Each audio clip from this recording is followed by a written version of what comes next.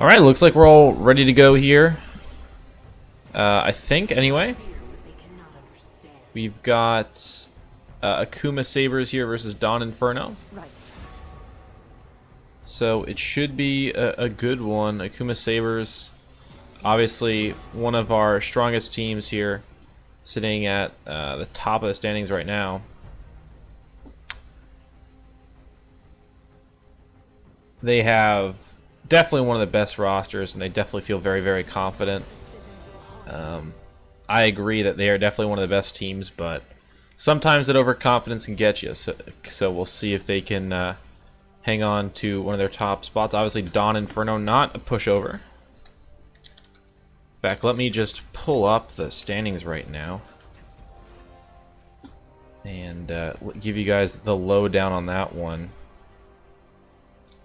Right now, we're looking at Akuma Sabers obviously in first all alone there, but Dawn Inferno sitting at 9-5, tied for third with Lane 0, who Akuma Sabers beat last weekend. So it's actually a pretty tight race here at the top couple spots. These matches coming down to the wire here really matter for seeding, and seeding can be very, very big in order to get you, deeper into the playoffs for sure. A lot of the teams at the middle of the table right now are obviously very good as well, and you don't want to be matched up against those guys. So getting that 8th, 7th place seed, being able to play against them is definitely a big advantage. So definitely want to get as high as possible here. And Akuma Sabers, I believe they can potentially lose first place. If they do lose this match, I'm not exactly sure how the tiebreakers shake out because there's lots of other games being played, lots of other matches still. But there's definitely something to play for here for both these sides here, but especially for Dawn Inferno. They really would love to take this win here because they really like that extra boost in the seeding right now. Because, like I said, they're tied for third, and getting into the sole third place as well as potentially making a run at second here if the Red Knights trip up. That'd be really nice for them. But now talking about the game here, we've got I believe a Cassiopeia here first picked. Rise was banned, so makes a lot of sense. Conqueror has been nerfed on these ranged champions, but Cassiopeia is still very, very strong. So it makes a lot of sense to still pick it up here. Griffin comfortable on that one here. We'll see what they counterpick there in the mid lane, as we already have jungle support, and now it looks like maybe lock in the bot lane here. So Akuma has gone for their mid, jungle, and support roles here with a Cassiopeia, Jarvan, Thresh. On either side, it looks like Dawn Inferno. Now, this could be a mid Lucian, but it looks like they're going Lucian, Leona in the bot lane with Olaf in the jungle here. So expect some mid bans from Akuma, I would imagine.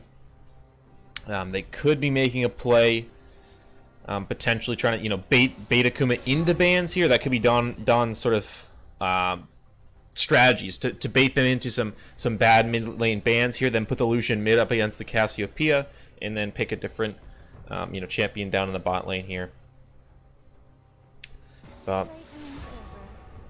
With the jungles already locked in supports, you expect a lot of the bans to be going towards that mid lane and towards that top lane potentially, though both sides haven't picked that yet, so we may not see a ton of top lane bans.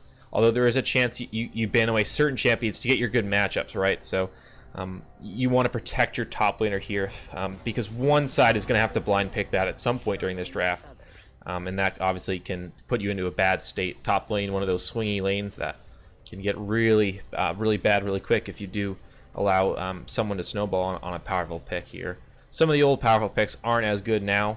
Renekton notably losing a lot of his power on recent patches, that Spear of Shojin and things like that, but still a lot of good champions there in the top lane. Veigar are going to get banned away here alongside the Ahri, so Akuma is attacking that mid champion pool, and then we got Ezreal, Xayah on the other side here. So Dawn looks like they are setting up to be a Lucian in the bot lane, but it still could be flexed here as they are hovering Aphelios, which is not viable, or not playable rather.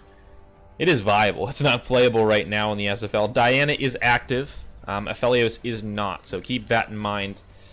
We may see a Diana. I don't know. I've seen some clips and a few games played, but I haven't gotten the full rundown on exactly what she's about yet. So we shall see, but I'm thinking no one's going to pick it up just yet because not everyone's had time to actually play it. If it has gone, because it went live very recently, so. Ready, they Tristana into Akali here for Akuma after the Aurelia pickup for Dawn, and then Mordekaiser. So it will be bot lane Lucian here. It looks like a mid Aurelia with Mordekaiser top up against the Akali. Now, this could be a swap here. I'm not sure exactly what Akuma will do. I'd assume the Akali will be top lane, Cassiopeia mid. But based on what ended up being picked up, right? You saw the Cassiopeia early on in the draft, but maybe they want to flex us now that they know the lanes of Dawn, as they're, you know, still swapping around here. 20 seconds is the standard lock-in time. Sometimes there's a little delay in the client itself, so you'll see them swap at like 18 or 19 seconds. That usually just delay because of the client. But it looks like it will be an Akali mid lane here, Cassiopeia top. So that'll be Akali versus Aurelia and Cassiopeia versus Mordekaiser here, which is... I worry about the Cassiopeia in the Death Realm. I think she might go down because she has nowhere to kite. That's the big thing with Cassiopeia, is that all her strength is in her sustain and the ability to kite back and do that consistent DPS. If she doesn't have the ability to actually kite backwards because there's just no room for her, I wonder how that will go. And without Phase Rush now, obviously taking Conqueror, you don't have the ability to kite his way as quickly as well after you get pulled in by the Mordekaiser. So interesting to see how that top lane matchup will go. Mid lane should be... a decent amount of trading, fighting, maybe get some kills there. Jarvan and Olaf, obviously very aggressive junglers in the early stages and could definitely get aggressive down there and make some plays. So we'll see. But I expect a lot of potential ganks in the mid lane, or maybe even some 2v2s there.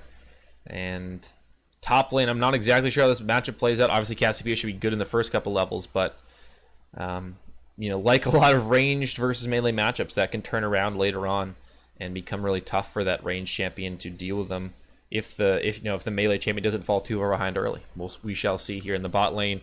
Well, it's you know, all in from both sides. There is definitely potential here. Lots of gank setup and lots of hard CC. Again, all in's very, very possible for either side if you're able to grab the enemy AD carry. Even if you're able to grab the support, Thresh is kind of squishy, although there is lots of counterplay between the Thresh and Leona, flaying each other, or the Thresh flaying Leona out of her engage, and Leona also, you know, just if the Thresh goes in, she can stun him and buy a ton of time and just take that Thresh down, especially if you're not playing around Aftershock cooldowns.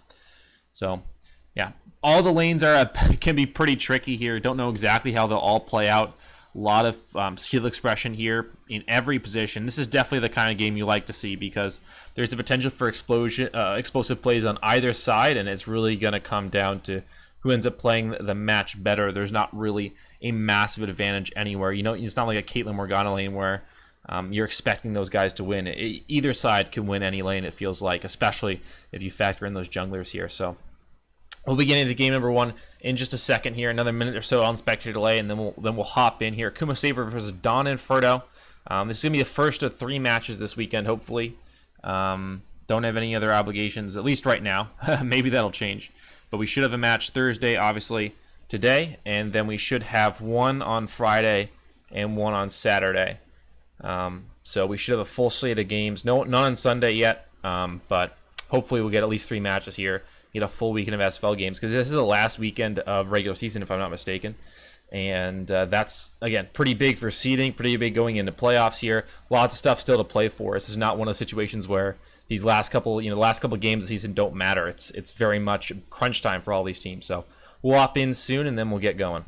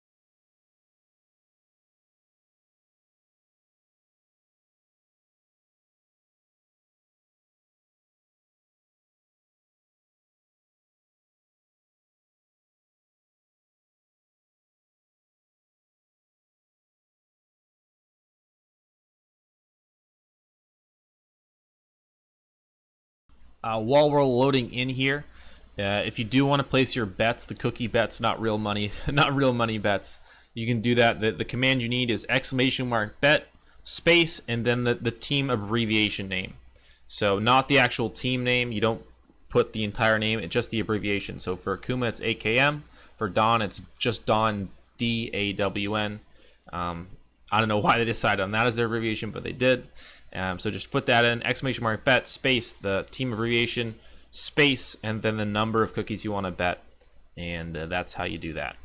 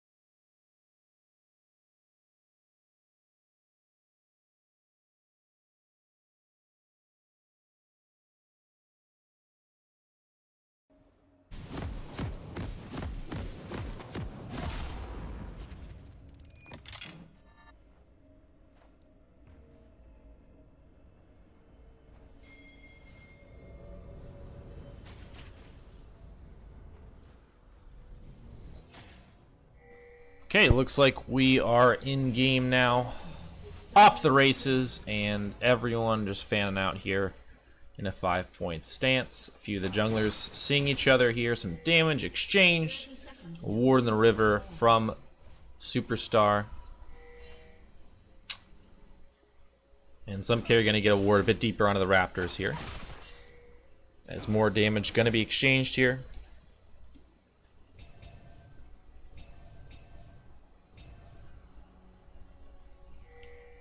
Yeah, I don't know why Dawn is the abbreviation for Dawn Inferno, but it is. Don't know who made that decision, but that's what it is. The spam pinging is getting a little much, but hopefully they'll cut that out when the game starts. But yeah, here we go. Dawn Inferno on that red side. Akuma, Sabers on that blue side here. And they are both very adamant about their pings. But looks like red buff start here for some carry, blue buff for Superstar. Both going to be on that bot side of the map. Again, they exchange a few wards at the beginning of this game, but it's not really a big deal as they're both starting the bot side.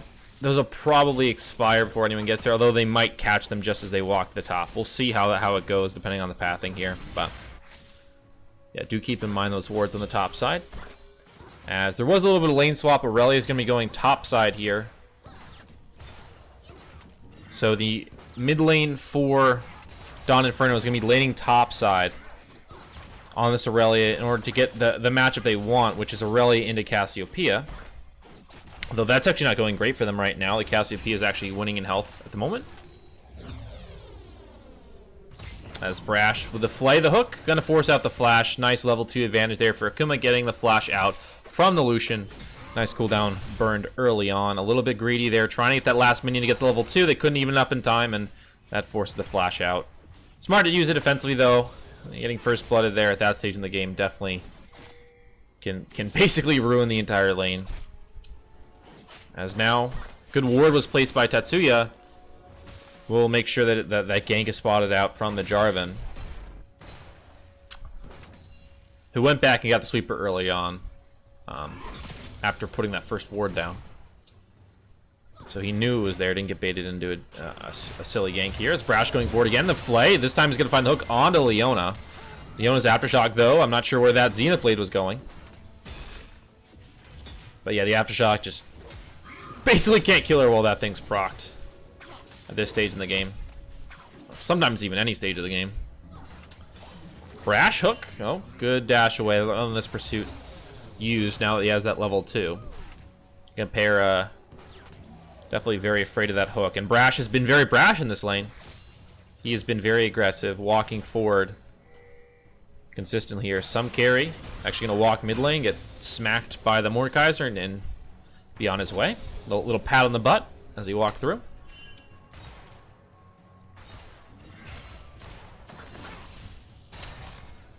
And now the Scuttle Crab on the bot side will be taken by the Jarvan. Actually, both Scuttle Crabs taken by the Jarvan.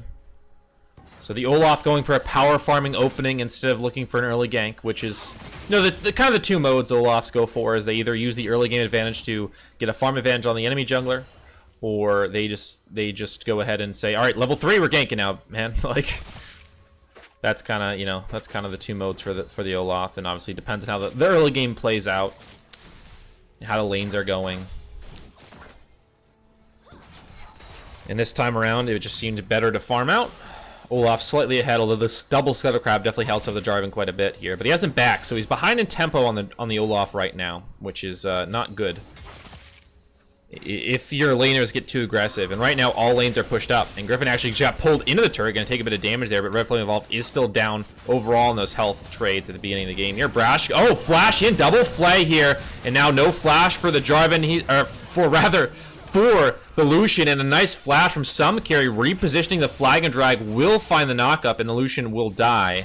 Well done there. Brash playing this lane fantastically, blew the flash early on, knew it was down, called for the gank, they find the kill. First blood. Of course, the Jarvan reaps the benefits of the good support play, but well done, well executed by Brash there. Finding an advantage for his team, and now a 10 CS advantage opening up in the bot lane. Plus that kill, you know, that Sisgold. So good start for Akuma. Now they're going to use that advantage they found, that successful gank, to go for a drag. And now Olaf going topside though. And Cassiopeia is very pushed up right now with very little mana here coming in. The Superstar will find a lot of axes here. Rat Race flashes away there from the stun from Aurelia, but it's not enough to see you able to claim that kill off a good gank from the Olaf. A little bit pushed up there, and Rat Race pays the price of not respecting the Olaf and not respecting the weak side of the map. But thank you everyone for coming in and watching. And Ryan Goosling, I've said it before and I'll say it again. You've got some of the best. You got probably the best name I've ever heard on Twitch. I stand by that statement. I haven't seen one that tops it. There are some that come close, but not many that can match Ryan Goosling.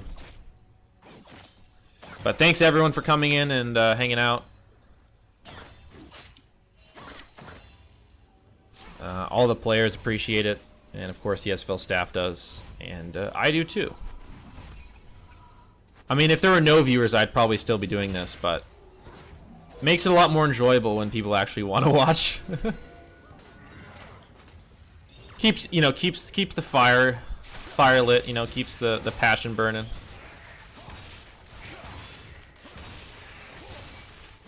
So with that play bot side, you got a very strong Tristana Thresh lane right now. They've got a BF sword to a couple long swords, so they're very clearly an advantage right now. But the Cassiopeia, after dying, you know, she's got a tear, she's got a cloth armor. Like, she is definitely going to lose in that 1v1 to Aurelion and all in. I worry for Rat Race here, whether or not, you know, that lane will pan out for him. Will we just get, you know, a bot versus topside game? Sort of where, you know, each team is playing to one side of the map here. And now Brash hiding the brush. Both junglers are in bot lane. It's a 3v3 TP coming in. This is from Griffin. And now the hook lands, and, well, that's a dead Leona. Kingsland, he's going to go down. That's the second death in the bot lane here. First for Leona. They tried to make a play, but, you know, they had the vision on the Thresh, but they didn't realize the jungler was at a backup. And the quick TP from Griffin, good reactions there. Red Flame was not able to make it down with his TP. It does mean they have a TP advantage there, but they're going to have to find a way to, you know, create an advantage out of that. Riftchild is spawning soon. Maybe they'll, you know, do something with that. Here's Keyboarder taking a bit of an aggressive trade there, and now with level 6, if they call the Jarvan back over, could go for a dive, but maybe just want to play it safe here. Not risk giving up that advantage they just created.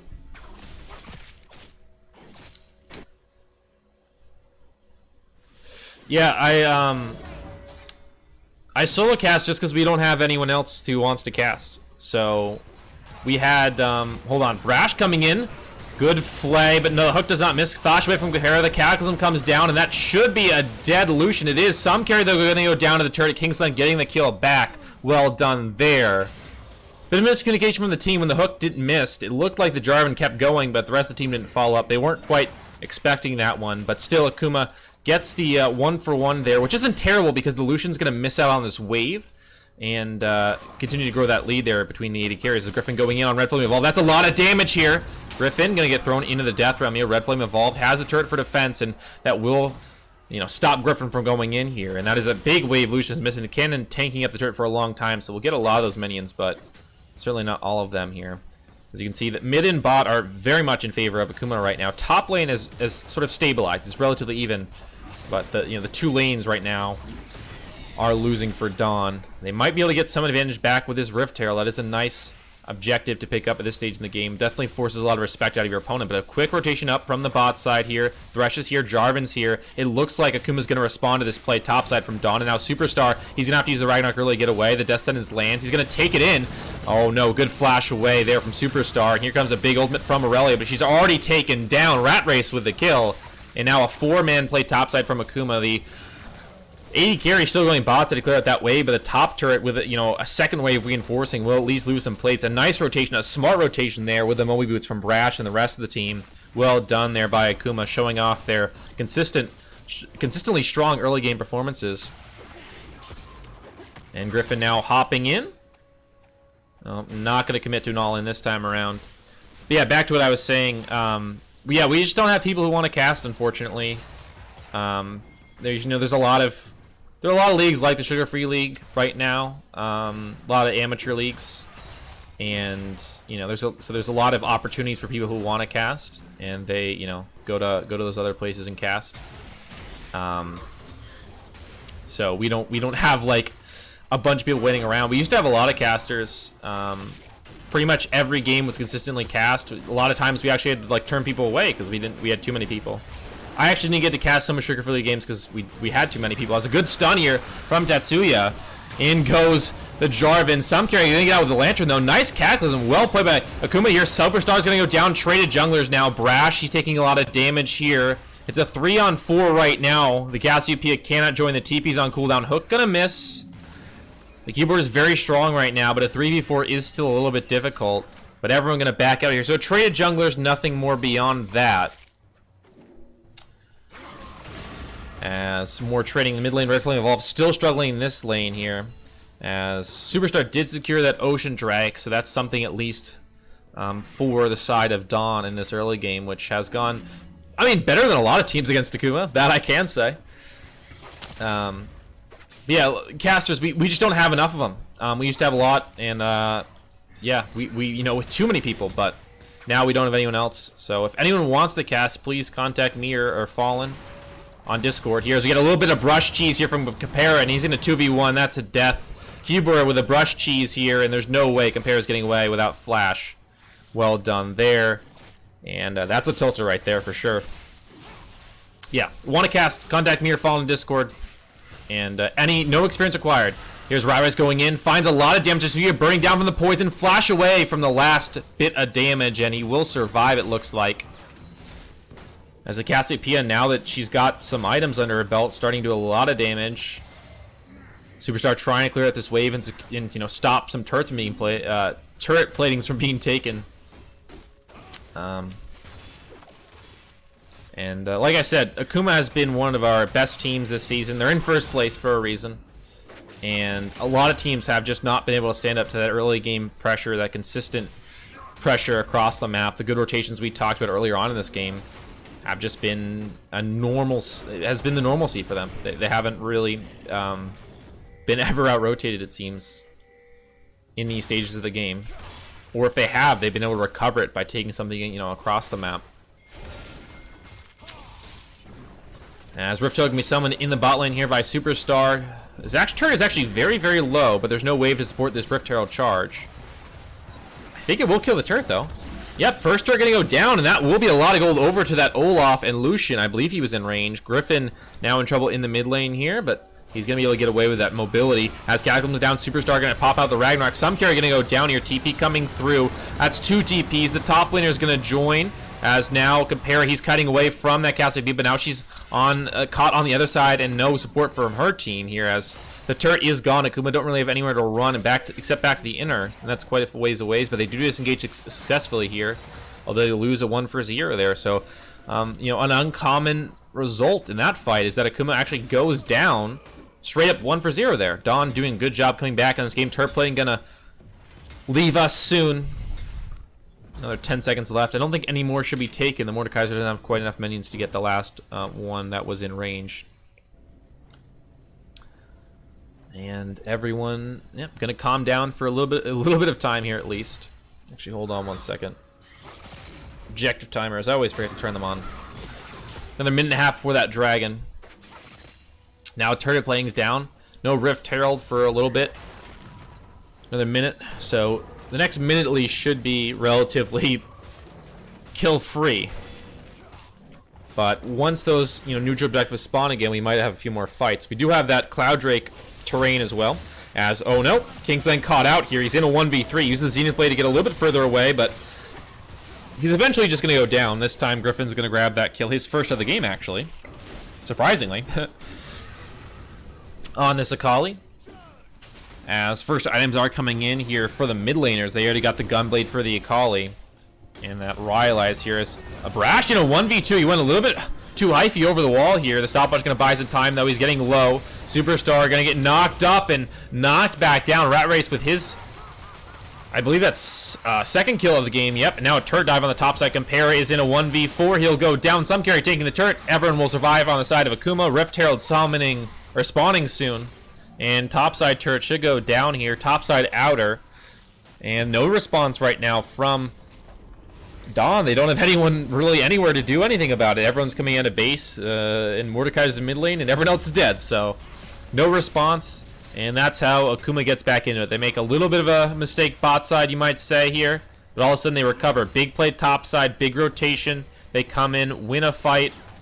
I don't know if you really even call that a fight. It was more like they just found people in the jungle and killed them, and then took the turret. You need to put a Joshua. You need to put a space between the bet and the number. So exclamation mark bet space the number space and then the team you want. Yep, like that. But you need to make sure you have the points. So if you want to see how many points you have, you do exclamation mark points, and that's how many points you can bet. We got a Cloud Drake being started up now. Hook gonna land from Brash.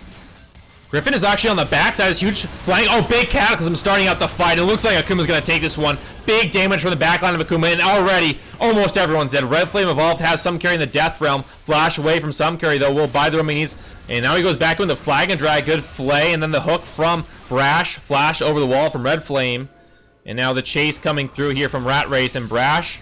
As Rat Race will eventually get him down with the Twin Fangs, and the Dragon will be taken while the mid lane turret is going down from Akuma. Well done there. Another huge fight. A huge Cataclysm to start that thing off from some carry. And a great fight from Griffin. And then the backline from Akuma was dishing out the damage all the time. Here, give points. Points. 500. Joshua.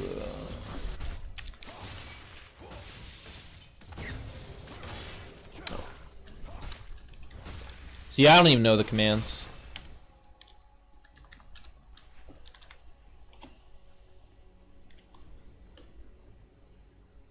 God, okay, I'm very stupid. I'm trying to give you points, but I can't do it. Give. Hopefully I'm not missing anything while I'm doing this.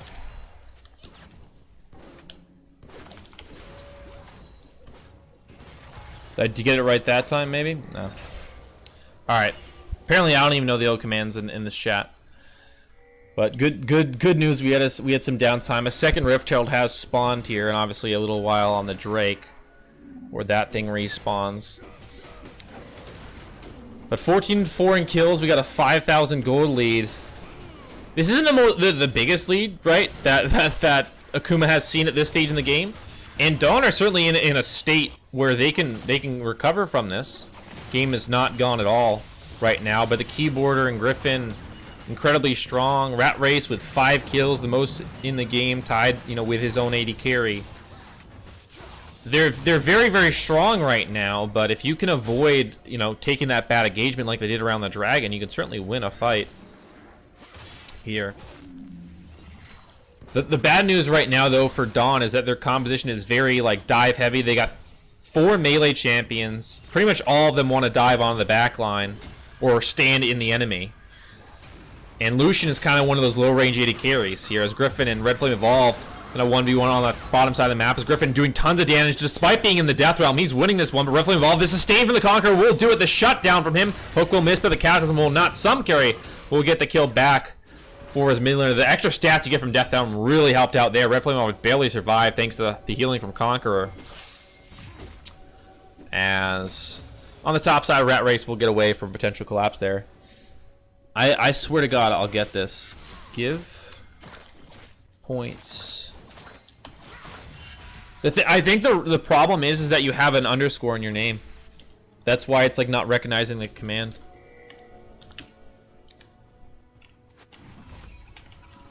I think that's what it is, but maybe I'm wrong.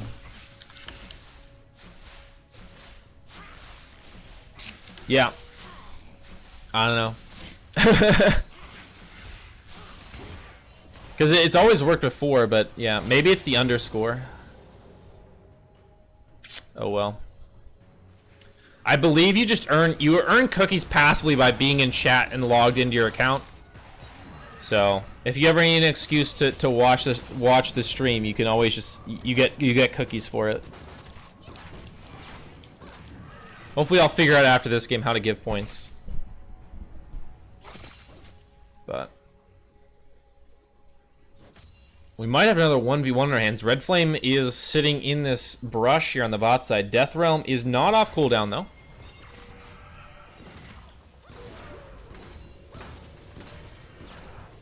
And we'll end up just sitting there. He's giving up minions right now. I don't know if this is the most optimal play to just shit in this brush. But Red Flame Evolved seems to think it is. I mean, he's getting XP, but he's losing all the gold.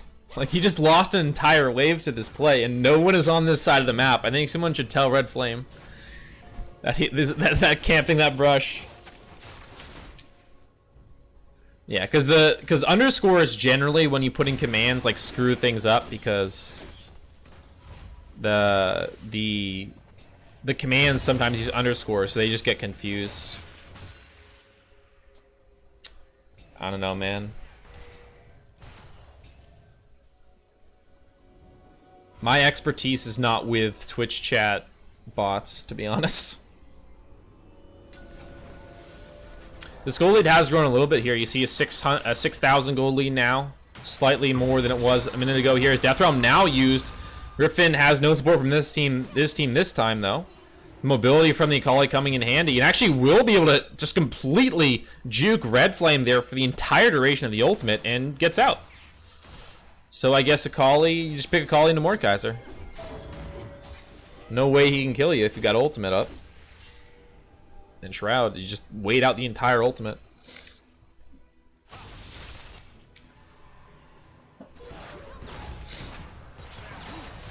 Now in the mid lane, Compare is, oh no, he's got to use that heal. Flash in from Rat Race, does a bit of damage, and the bomb will get it. The keyboarder with a kill onto the Lucian here, and another hook from Brash will find the support. Compare and Kingsland going down. The keyboarder with the kill on the Lucian, thanks to the explosion on that bomb.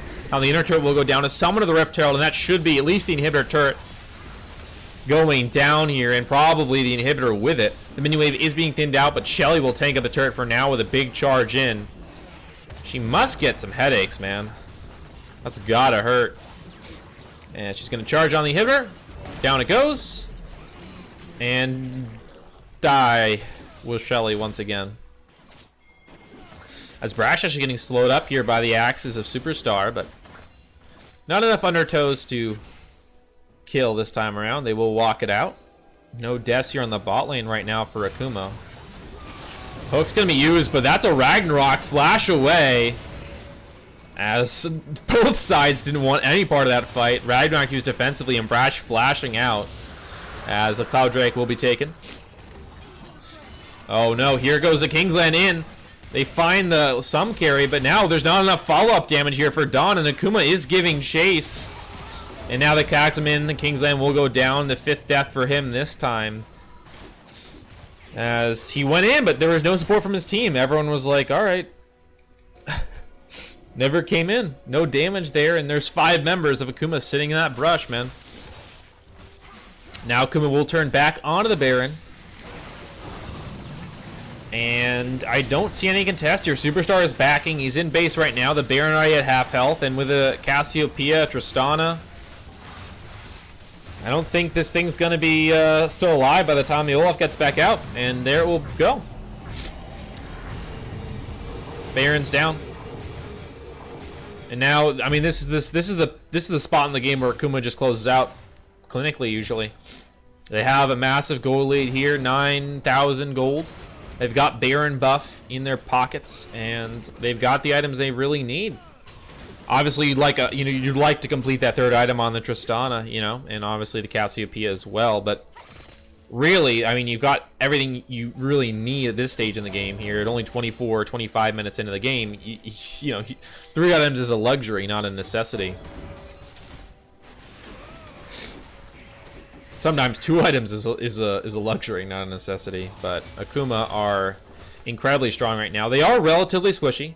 Have to keep that in mind. The Olaf is going for that Warrior Cleaver build. And the Cassiopeia, she's got some health, but really no resistances. The Seraph Shield and everyone else has some resistances or a little bit of health, but really not a ton. So there is a potential for a big engage, a lot of explosive damage, but they are incredibly strong right now. Brash waiting over the wall, looking for a hook opportunity. Brash going in. We'll just end up zoning them off the turret. Superstar now caught backing in a brush. Smite will be used to try and get away from Rat Race there. And now we back out. And the siege begins on the bot side here. A 4-1 with Cassiopeia on the top side. TP available for her. Griffin has TP as well, but he's with the team at the moment. And now the inhibitor turret's just dying. I mean, I don't know what you do right now. Inhibitor already half health, and the minions in the mid lane now getting Baron buffed up. Here it's 2 lanes now down with the inhibitor. Rat Race working on the top side. He's still working on the inner turret, but that should go down soon as the rotation going to come in here from Akuma. The red buff going to get taken here by the keyboarder. The siege will begin here on the top side. This will be the last inhibitor they need. Complete that 3 inhibitors. And once you get that, I don't know if there's even enough wave clear here for Dawn to save the game. As a lot of damage being exchanged here. The Kingsline going in. This is the fight. The Kingsline in the back line here, but he's got no help. The damage just isn't there, and now Akuma are firing back. They've already picked up 1, picked up 2, looking for a 3rd. Compare gonna go down. Griffin with the Zonias. And Red Flame now in the Death Realm. He's gonna get knocked away. The keyboarder flashes away. Red Flame will get the shutdown on the enemy carry. The keyboarder's down, but so is the Mordekaiser.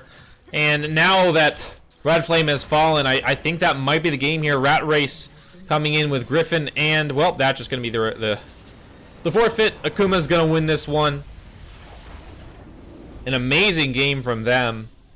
Not as dominant in the early game as they are typically, where they just smash teams and never look back. But this time around, they had to work for it a little bit more. You look at this game here, Dawn Inferno did not crumble like some other teams have in the past where, a slight advantage was gained and just Akuma just continued to steamroll over them. There was a lot of fight in Dawn Inferno that time around, but once, a couple of fights around Dragon happened, that a bit of overextension, and they punished them, took Baron, and ended the game. I mean, that was just it after that. No way to come back from that once you give up that first Baron with that big a deficit in gold there. I just don't think you can really come back from that one. Bit of an unfortunate ending of the first game there for Dawn Inferno, but a really positive first 15 minutes for me anyway. Looks like we'll be taking a short break here. We'll be back for game number 2 in a second. Yeah, haven't had any invites yet, so I think we'll be back in game number 2 for a little bit, maybe like a 5-minute break, and then we'll be back here. But Akuma have been known to just 2-0 teams pretty quick, so we might have a fast series on our hands tonight here, as we'll be hopping in a second here. So stay tuned, and we'll be back for game number 2.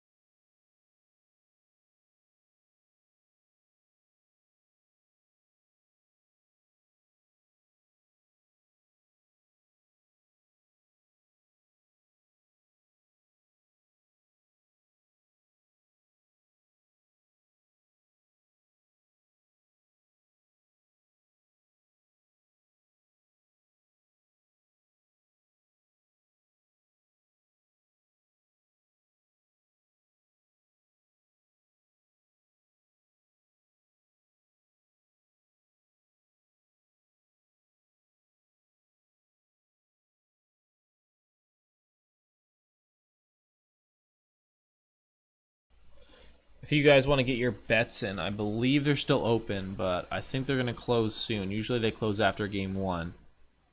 Could be wrong. They might be closed already, but do that now because they're going to close soon if they haven't already.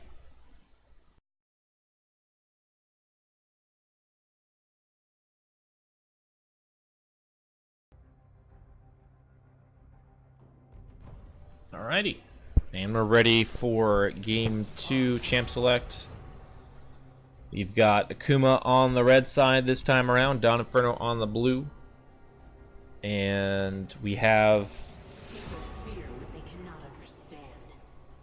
a lot of priority on some of these mages here. Syndra, Cassiopeia, Rise have been up in very high priority right now. Especially when Akuma's been playing, they definitely value these champions quite a bit. But it seems to be very common around this league at least.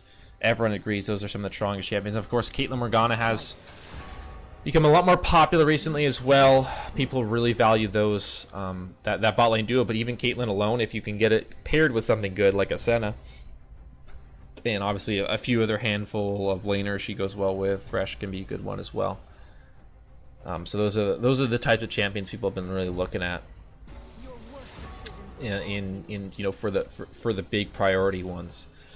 Last time around we had very similar ban phase, but Cassiopeia got left up and was first picked by Akuma. But now with the first pick on Dawn's side, we'll see what Akuma want to do, if they want to give her the Cassiopeia or if they want to ban that one away. I personally would just ban it away. I think it's a bit too. I think it's a bit too strong right now. Still, now maybe time will tell with the nerfs to Conqueror, but I personally would get rid of it. But Renekton ban instead from Akuma. So they are leaving out with the Cassiopeia. We'll see if Dawn values that enough to first pick it. Now was played top lane last game, so it does have that potential to flex if you want to put it in other lanes here. And Dawn have shown a flexibility to go ahead and swap their laners. Last game they decided to lane take Tetsuya, put him in the top lane, lane there instead. So they definitely want to get the best matchup they can. They don't need their top laner to be in top lane or mid laner to be in mid lane. They'll swap lanes if they feel like that's the best move.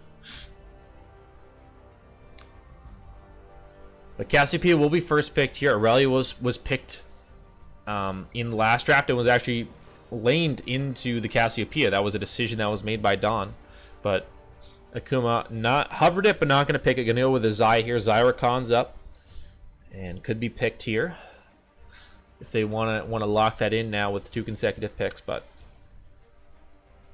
may just pick up the Zyrakon. Obviously not. She's kind of a shadow of his former self with all the nerfs he's suffered.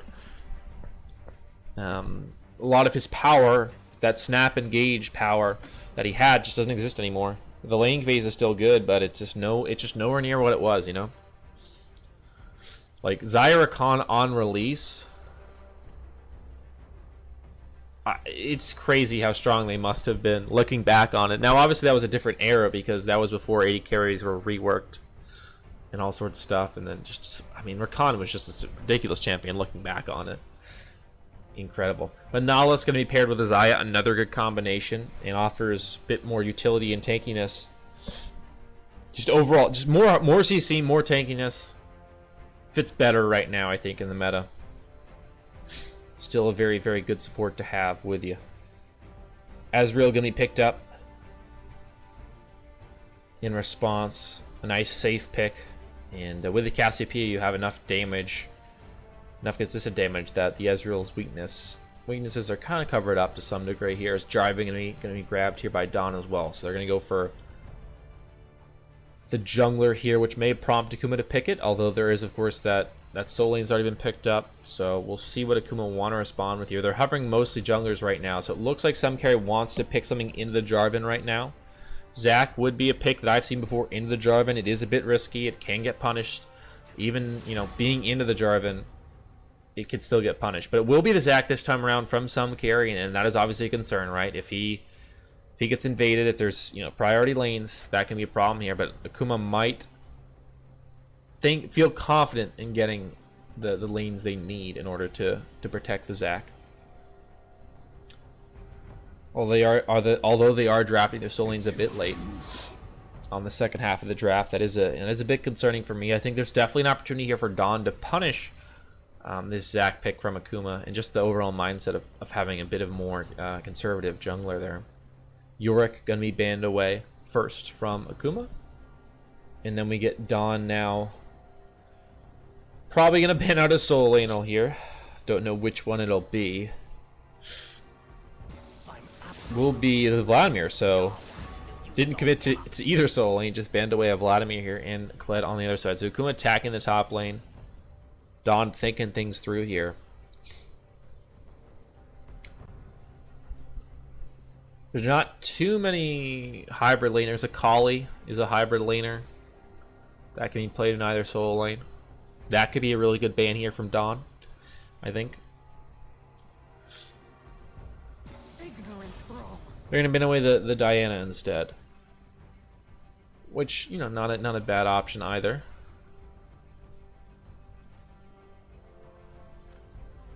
Ornn is a very strong laning tank. This could be a good decision here and would be decent to pair with the lineup you have so far. But Rumble also plays in even heavier into pushing a lane. That can be a good thing in the Zac. But they're going to get another pushing lane. This time, it's a Yordle, but it's going to be the Ziggs in the mid lane here for Akuma. Which has a lot of pushing power, but can not have priority in the early stage of the game, depending on what your opponent picks. With Cassiopeia already there, it's unlikely she'll be able to push the Ziggs for the most part in the early laning phase. But this may be, again, a swap lane here with Cassiopeia top and something else mid into the Ziggs. LeBlanc could be a pick here if they want to get aggressive. I think LeBlanc would be a great pick right now if they put Cassiopeia top and grab LeBlanc for another lane that could pressure. But it looks like the Aatrox, they're hovering it for quite a while. The Aatrox may be the decision here. This is a blind Aatrox because the Aatrox would assumedly go to the top lane. But it's going to be a blind Poppy instead. So Poppy top lane with the Cassiopeia in the mid lane up against that Ziggs. And now a blind Poppy. Poppy's one of the better blind pick tanks, I think. But still, obviously, any blind pick tank is you know, inviting potential disaster here. Jace is open, and one of the better options into Poppy, because a lot of top lane champions that are, you know, aggressive champions have dash, and obviously Jace does, but he can punish you more with his range. I think Jace would be a good pickup, but okay, the Aatrox. Jace does force you into a little bit of a different style of play because of the way he interacts with the map around him and pressure, and just he can't team fight as well. You got to use his strengths in other ways. So the Aatrox is a little bit more flexible in that regard. Can team fight, can split push a little bit, can do both.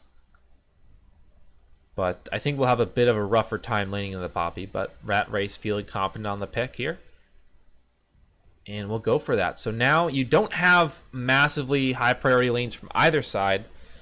It'll be interesting to see how the Zac pick plays out, because there isn't an easy option to punish the Zac. So if he gets through the laning phase relatively unscathed, right? Well, hold on. I think we're going to have to remake the draft, unfortunately. Oh, we got a client bug. So there was apparently a client bug, and they couldn't trade champions in time, and so they had to remake the custom lobby before the game went through. Unfortunate. But we'll hop back into it there.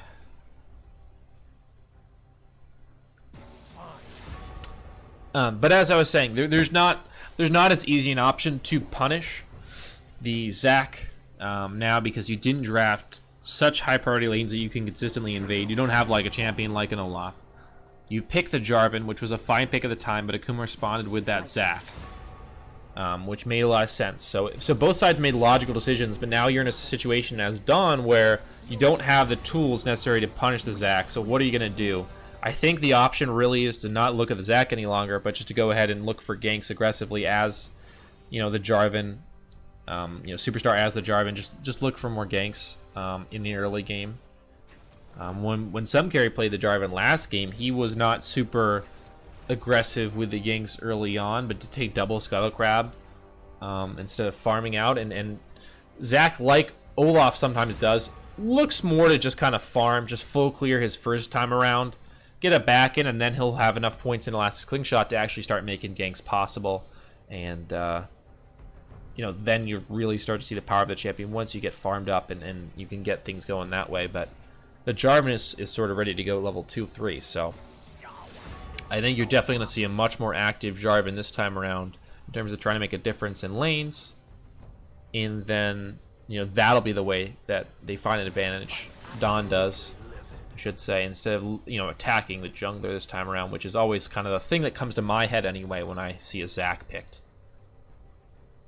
But I'm going to go ahead. We're take a short break here as we bang out these last few picks here. And get some water for myself, and then we'll be back in a couple seconds here for game number 2 of Dawn Inferno versus Akuma Sabers. With Akuma Sabers leading 1-0. Again, Akuma Sabers are in first place right now with an 11-3 record, and Dawn Inferno are in tied for third with lane 0 at 9-5. So this is a big game, big series for both these guys, but especially Dawn Inferno here. So hopefully they can come back and pull it out and make sure that they have a good playoff seeding going in here. But an important series here now. Akuma leading 1-0. They have looked very good this season, and Dawn Inferno have a big task ahead of them. So we'll take a short break, be back for game 2 in just a couple seconds here.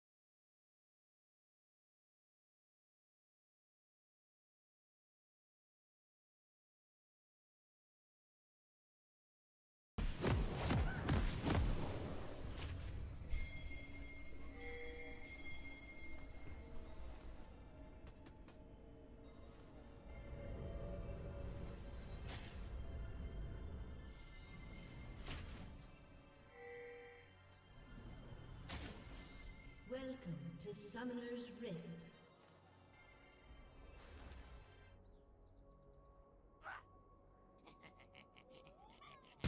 Well, we got a bit of a level 1 here. Flash Hook gonna find Dardo. Flash over the wall. He will survive. And that's gonna be a nice flash to track now on the top side. That could open up possible gank later on for Akuma in the top side if they wish to do so. As I need to fix the size of those fonts, man. Minions have spawned.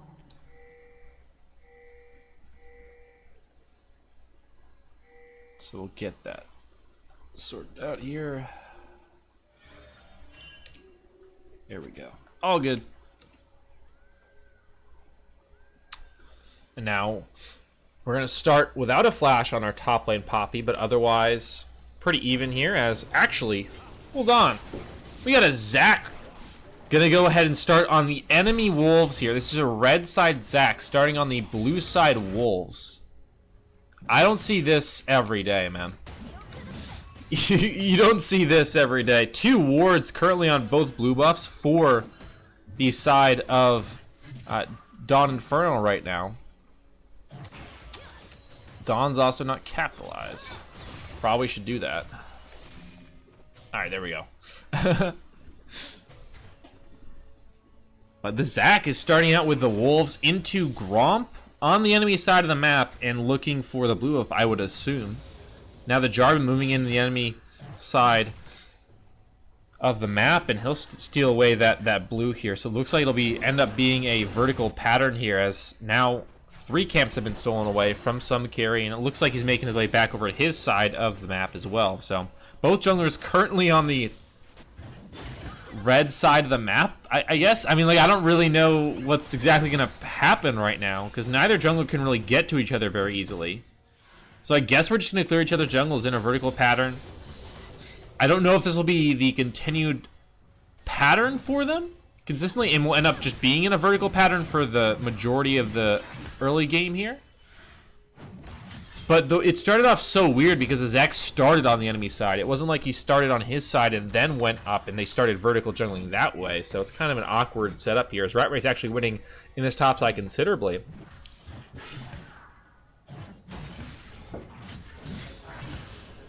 Doing well so far. As Griffin will continue to get a push here. Also got to keep track of these lanes here, because the junglers may get collapsed on, not necessarily by the enemy jungler, but by the laners.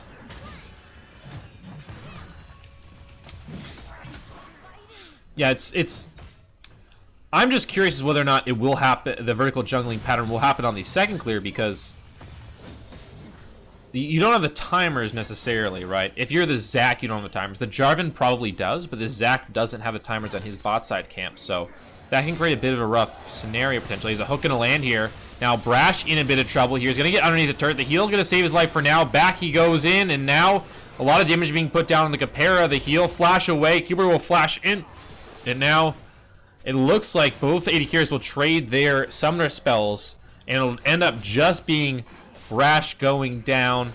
Well done there. The Kingsland gets a thresh this time around. He's able to make a play early on with a nice gank there from Superstar. And a good thing that Ezreal didn't take TP, huh? That could have been a bit unfortunate. Going 1-for-1 there definitely would have been a good. Here, Zac, he wanders back into the enemy side of the jungle, but not going to stay and take away that Gromp. So really interesting decisions, I think. Especially with the new jungle, it's always interesting to see if the old meta of the jungle will stay, how it will adapt, you know, things like that here. But Superstar coming back in a 2v2 being set up by Akuma, but they'll find the damage now on to compare. The Ignite will find the kill. Brash gets it. The Keyboarder should be able to survive this, as the minions will guard from a hook. And a 1-for-1 trade that time as they get the Ezreal. The Keyboarder hasn't gone down, just picking up the assist. So kind of an awkward scenario where I guess the Ezreal is slightly ahead because of that assist goal, but not very much. And that's mostly being made up for in potential CS here that the Xayah might get that the Ezreal won't as he walks back to lane. And I'm not exactly sure how this will play out here as Rat Race again winning most of the trades in the top side. Dardo did blind pick this Poppy, remember, and the Aatrox was the response. So Rat Race did get the matchup he decided on for the most part. Obviously there were a few top lane bans, but not a massive amount. So he pretty much had the pick of the litter. I think Renekton was banned, and obviously, you know, Vladimir and a few flex laners, but Renekton was the big top lane ban, so. Hook, gonna land here. Kingsland finds it. He's got jungle support. Again, Superstar is here. Brash has flash. The hook will get him to the wall, and now no flash used. He'll get knocked up by Superstar, and that'll be a dead Nautilus once again. His third death of the game here.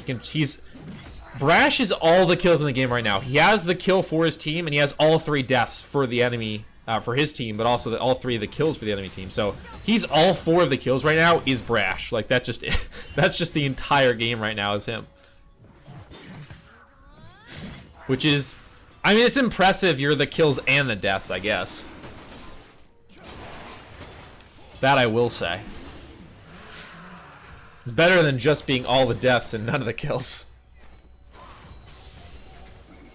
Kingsland coming in, the hook gonna land here, and that'll be a dead keyboarder. So now Brash gonna lose the mantle of being all the kills and deaths in the game.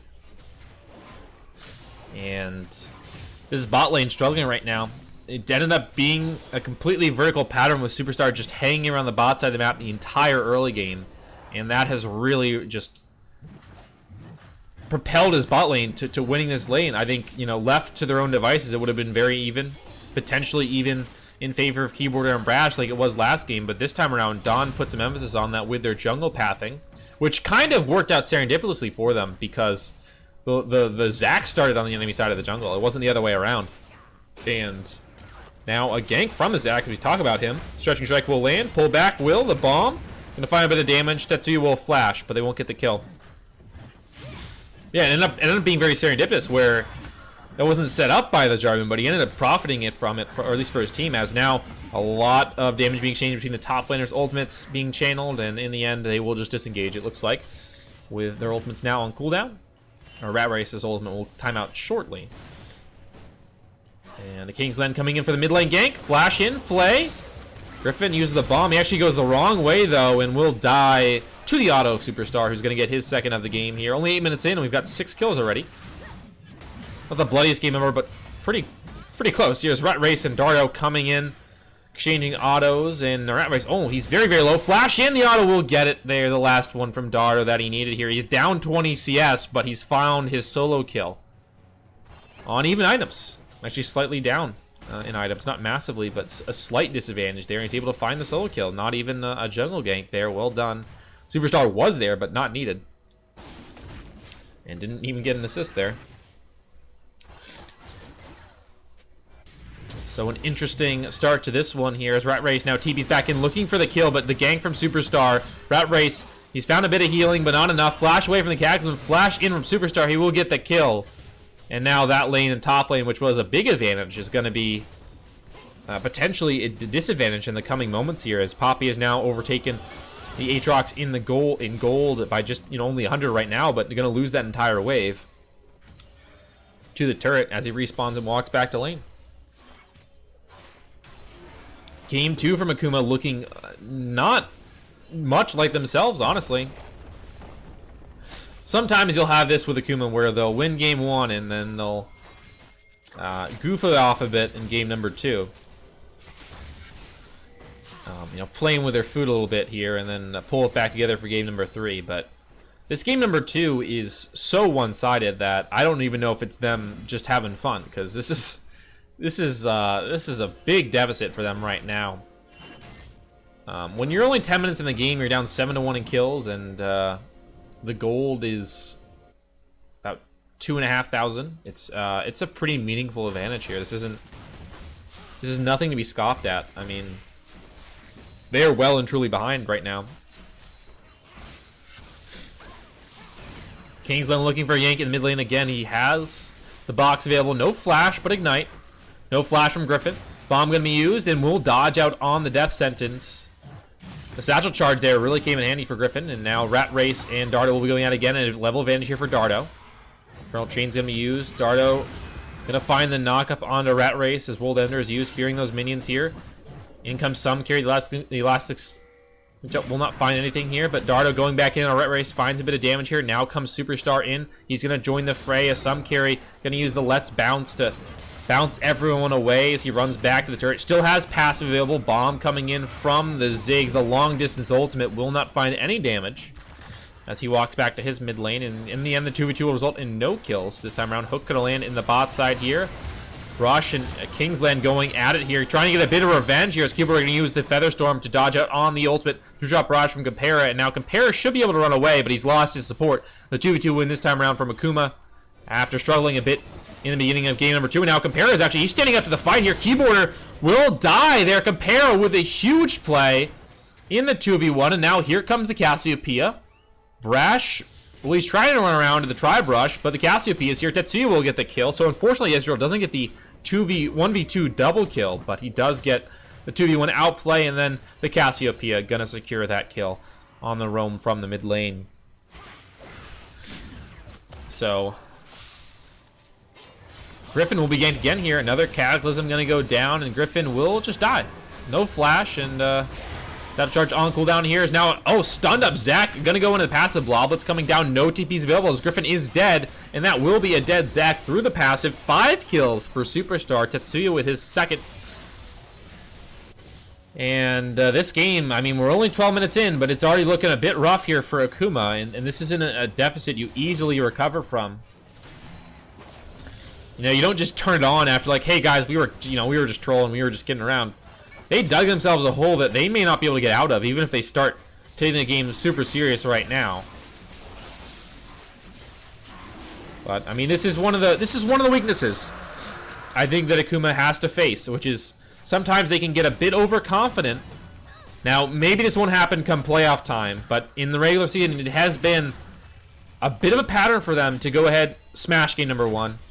Now, maybe it's a little bit contested, like this game number 1 was, where, hey, early game, we won, but we didn't win super hard, and then we kind of pulled away, picked the Baron up, end of the game, hey, that's just, business as usual. Then game number 2, they're trying to, hey, let's pick a Zac jungle, let's pick Ziggs. Not troll picks in and of themselves, it's just that they're trying new things they're not as comfortable on here. And, maybe not playing with the same intensity that they normally would, and then they just give up. And all of a sudden you find yourself in a 1-1 series and like, okay guys, it's game number 3. We have to really turn it on now. But this game number 2 is looking bad. We had a gank in the bot side here. Some carry gonna find the Destruction Strike onto 2. Flash away from running away. Rush will survive here as Ziggs coming in with a bomb from mid lane. And it looks like it will be a 2 for 0. Akuma gonna get something back here. Half their kills coming in that gank. As the skill score is now 12 to 14, or 12 to 4 rather. And the goal lead 3,000. So Akuma, making up a little bit of a deficit here. But you look, your top laner 0-3, mid laner 0-2. This is not a great situation to be in here for Akuma. And a 5-0. Jungler here 2-0 mid lane. And first turret going to go down to the Poppy on the top side. Rat Race 0-3 has really struggled. He was up 20 CS at one point. I want to remind everyone of that. And now he's down about a wave and has lost first turret. So I don't know when that, how that swing came in, but he got solo killed and the lane just was lost after that. Akuma, some carry now getting invaded here.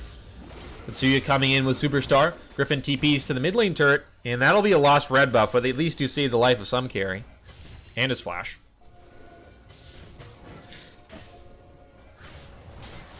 Yeah, maybe Dom was having fun in game number 1. Who knows? Well, like I said, this series really matters for both teams. Akuma, not as much. I mean, Dawn, this isn't a must-win game, but it's really a game. If you lose, you lose seeding usually. But now Akuma here, getting jumped on. Brash will be taken down here as the TP's gonna come through from Rat Race, and this will find a kill there onto the Ezreal. Now the stopwatch gonna buy some time for Dardo. Hook gonna land here, and some carry will take a turret shot, will survive though with a sliver of health. He'll get out. One last mini auto. He'll survive. 1 for 1 there. Support for AD carry. As that's a trade I'll take as Akuma for most days here, especially being behind. And the turret will go down there thanks to the Zig coming in with an execute on the turrets. Thanks to the satchel charge. Very, very helpful. And they will retaliate here. So 1-1 in turrets. The gold lead still very much in favor of Dawn here. And now that's about to get even more so with this Rift Herald being summoned in the mid lane here. And that should kill the turret. There it does. Takes out the mid lane outer here. So now 2-1 in turrets. As Rot Race and Dardo now fighting once again here. Keyboard here for support. Rot Race blocking the Conqueror. They find the autos and Dardo will die. No, the shield from the Lantern gonna save Dardo. Kingsland coming in with a save. Rat Race now dies to Superstar. Keyboarder gonna get auto down the box. Gonna find some damage and a double kill for Superstar. His 7th of the game. Combined with 4 assists. He is involved in 11 of the 15 kills. Superstar having a massive game number 2 here on the Jarvan.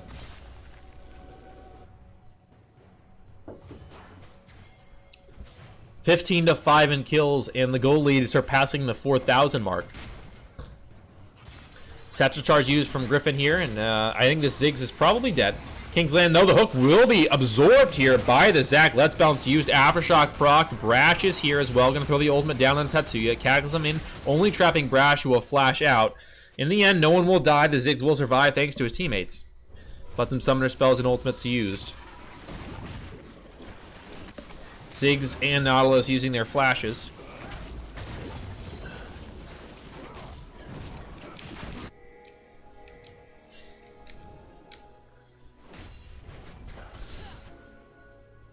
Red team's turret has been destroyed.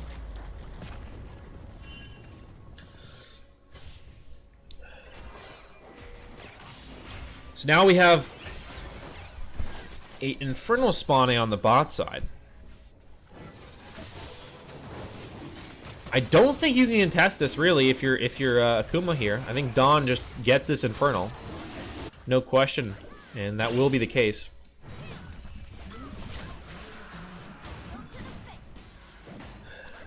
And if we look at the gold right now, in the AD carry position, the Xayah is actually up, but everywhere else is basically losing right now, even the support position. So the good news for Akuma is that the keyboarder is in a good place to fight. Especially once he completes that Infinity Edge. They'll have a strong AD carry. The rest of the team, though, is just nowhere near where they need to be. They are very far down. But oh, the Zac. Elastic Ting Shot gonna get interrupted here. The Zac will not escape. Goes into the passive. TPs are not available, but I don't think you TP onto this even if you could. The Zac will die. Some carry caught in the enemy jungle. Keyboarder here. He's in the brush. No one has spotted him yet. Ziggs bomb gonna come down. Clear out the wave. Cuba right now in the brush. He reveals himself. 2 members coming in from Akuma. A third. The Ziggs also coming in. Featherstorm used, but Superstar goes in after. It times out, and the Cataclysm will dunk the Xayah. Down she goes. Brash autoing away. We use the Judge Line to get out here, and now the sacrificial lamb will be. It's not superficial. He's not superficial. He cares about what's on the inside. He really appreciates people for who they are, not just what they wear and how they look. But yeah, the sacrificial lamb, that'll be the Aatrox going down. So a cool attempt at a bit of a sneaky play, but Akuma are going to lose 2 members and now an inhibitor. At 19.5 minutes. That's generally not a great sign here. Baron going to spawn shortly, and this is the complete reverse of game number 1. In fact, it's even worse than it was on the opposite side here. Dawn are looking even more dominant than Akuma did in game number 1. But like I said, this is their pattern. Sometimes Akuma can get a little bit ahead of themselves and think the series is won a game or 2 before it actually is.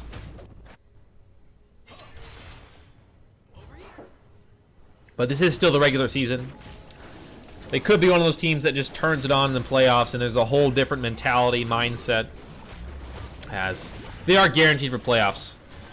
All these games really count towards his seeding at this point, but like I said, that can be very important here. But Akuma, you know,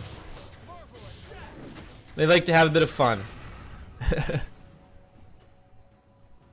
The gold, you know, again, eclipsing 6,000 now, about 6,500 is the goalie here. 20 minutes in with Baron spawning. This is a definite potential Baron here from Dawn if the vision is not kept up.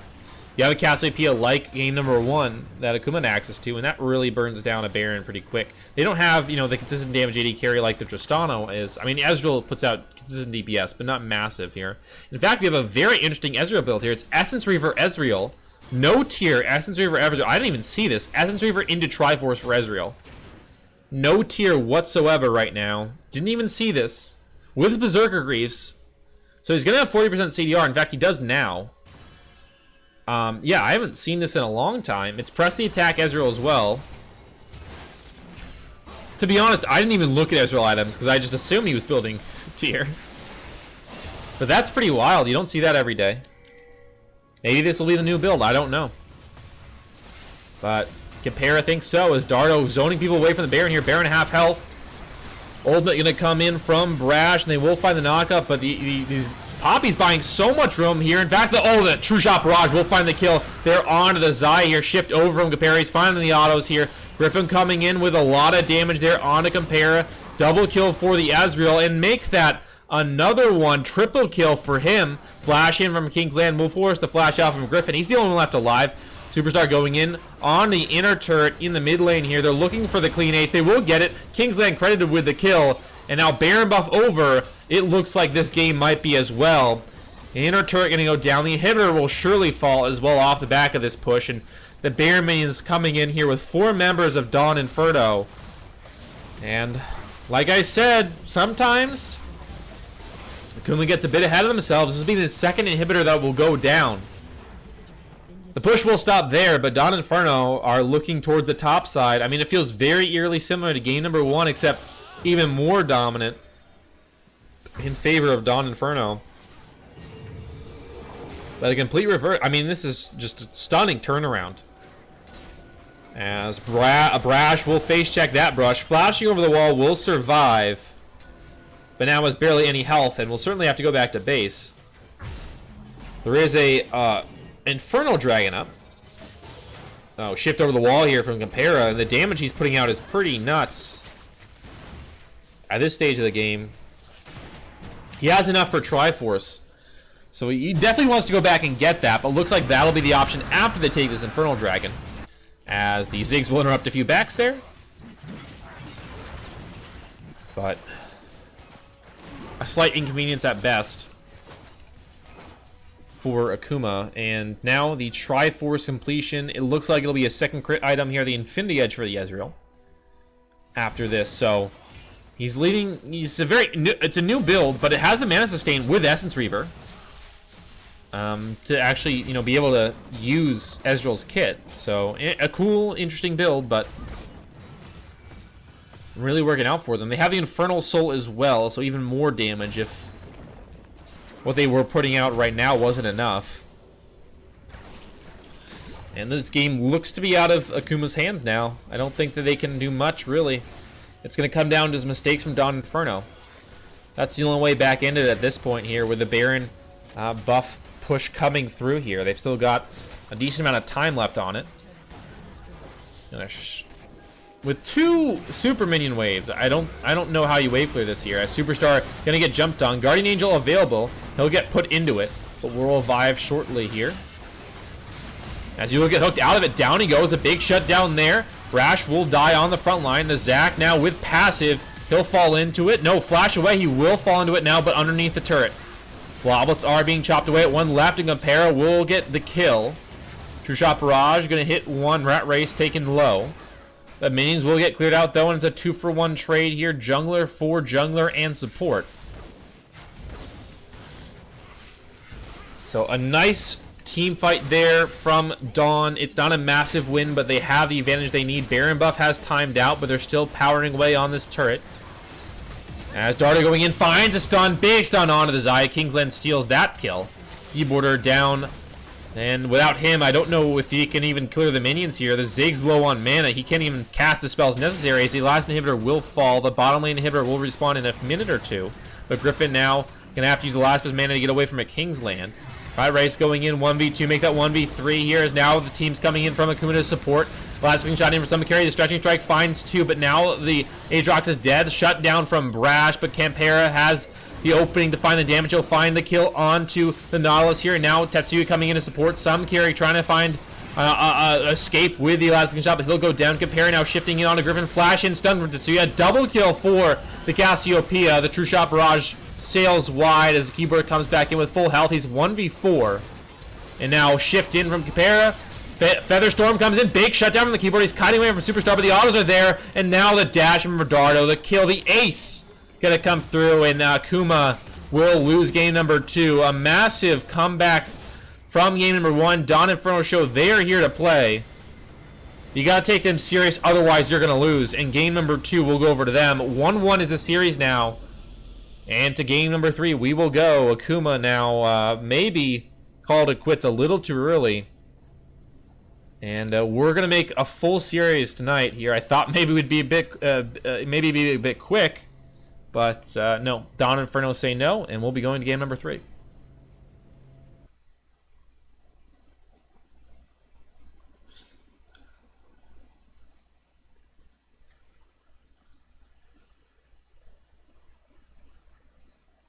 You can see a lot of damage done by the Ezreal there. Again, an unorthodox build with Essence Weaver first into Triforce into Infinity Edge. Press the attack was the rune. No Conqueror. And obviously Klepto's removed. So an interesting take on Ezreal. Interesting new take. Although Essence Weaver Ezreal has been a thing in the past, but Tyr's always been the go-to item for him. But a new build and Campera comes up big for his team. A lot of damage being put out as well by the Poppy, surprisingly, and a lot of damage from, as you expect, the Poke Champion Ziggs and the Zai obviously putting it down. The keyboarder had actually a lot of kills in that game. Taking a look at the scoreboard there, no kills for the Ziggs, but 6 kills for the Zaya, making up 2/3 of the team's kills, and then Superstar with 10, the most in the game. And obviously the mid and AD carry following up with 7, the second most on that team, and obviously tied second most for the game, but massive damage from the Ezreal. Didn't get the kill credits, but certainly got the damage done here as we will take a quick break. Back for game number 3 in a second here. But we've got a series on our hands here. Dawn Inferno not rolling over.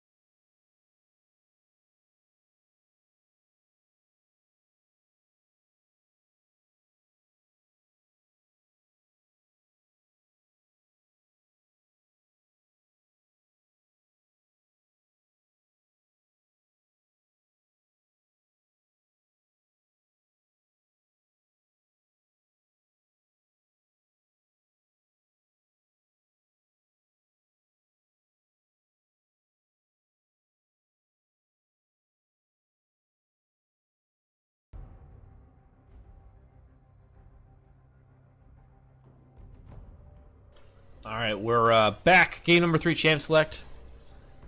And Akuma now gonna be on blue side once again. Dawn on the red side. So first pick over to Akuma. First pick has been Cassiopeia 2 games in a row. And obviously that's been the winning side. Blue side has been the winning side. Both games in this series. So I'm interested to see if Cassiopeia will get through again for game number 3. But that's quickly answered. The answer is no. Dawn will ban that one out. So you're going to take that off the table. I don't think Cassiopeia was the main reason that either team won, but it certainly was a good addition to the team comps. So I think banning out is a good idea, but it's not the main issue. I think there's a lot of other factors that went into that, but Syndra going to be banned out again. You'd expect a Ryze ban as well. Caitlyn, Morgana would be banned. Those would be the 3 last bans that I would expect. Right. But now that... Actually, no, yeah, that should be. It should be Ryze, Morgana now. Those would be the 2 bans I'd expect. If that is not the case, then you potentially force an awkward situation, right? Which Akuma could opt into, right? If they wanna ban Morgana here or ban something else, and then force Dawn to ban Ryze, they could like potentially get something that they normally don't get. So ban something that's not Morgana or Ryze, like a Renekton. You force them. Which one do you want to ban, Ryze or Morgana? I would ban Ryze and give them Morgana, but then you get a nice pick in the bot lane, which they potentially want. But okay, this is ballsy. They ban Morgana instead, and now you give a Ryze first pick, right? No, Jarvan first pick for Akuma. Jarvan has also been on the winning side both games, like Cassiopeia. Thresh, the same thing. So Thresh, Cassiopeia, and Jarvan have been on the winning side all 3 games, but now we're going to split them. So that streak will not continue. But how do you have to take Ryze, right? You have to take Ryze. They'll take Ryze alongside the Thresh here. So Akuma get the Jarvan, but they give up Thresh and Ryze, which have been... I mean, Ryze just hasn't been played this series because no one lets it through. And Thresh has been pivotal for both supports, have looked amazing on it. Playmaking all over the place and just good laning phases. I think that this is a little bit of a botch execution here from Akuma. I think they took a little bit of a risk. Both sides took a little bit of risk in this draft, and you know, it's now created a bit of an awkward scenario where both sides have gotten very, very strong picks here. Vladimir will be added to Akuma's roster, and now will be followed up with something to deal with Thresh. It'll be the Nautilus. They played this matchup last game, and it didn't work out. That's not necessarily the problem with the Nautilus here. There was a lot of jungle pressure because they had the Jarvan, and Superstar just ganked bot lane the entire game because Akuma opted into the vertical pathing. So there is a lot of other circumstances surrounding this, but obviously last game the Thresh won that lane. But overall, it shouldn't be a Thresh-dominated lane necessarily, especially if you factor in the 80 carries potentially. But now the Mordekaiser will join the roster of Dawn. So we have 2 soul lanes and support here for Dawn, and then we have jungler soul lane support on the other side for Akuma. So we're going to see some 80 carry bans out of Dawn. We're going to see the Xayah here. They're definitely going to be an interesting battle between the sides for the 80 carry pickups, because Kai'Sa could be good here to be paired with the Nautilus. I think Cubewater might look at the Kai'Sa. And you also think about Ezreal, which was super successful last game, but generally isn't picked up in these scenarios necessarily. But it could be good this game. We'll see. But those are the 2 80 carries you keep your eyes on here, Ezreal and the Kai'Sa. Especially with the Caitlyn ban, they will definitely fare well. Caitlyn and the Xayah ban. Gonna be the Galio ban now from Dawn after an Olaf from Akuma, which makes a lot of sense. Obviously the strongest jungler left up right now, especially after the Jarvan has been taken and you have the ban on the Elise.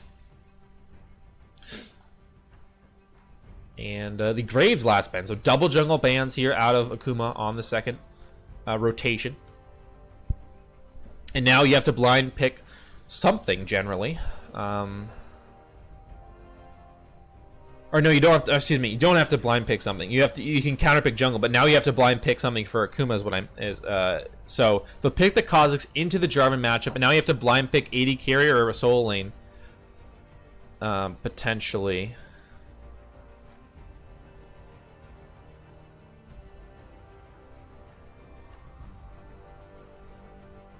They could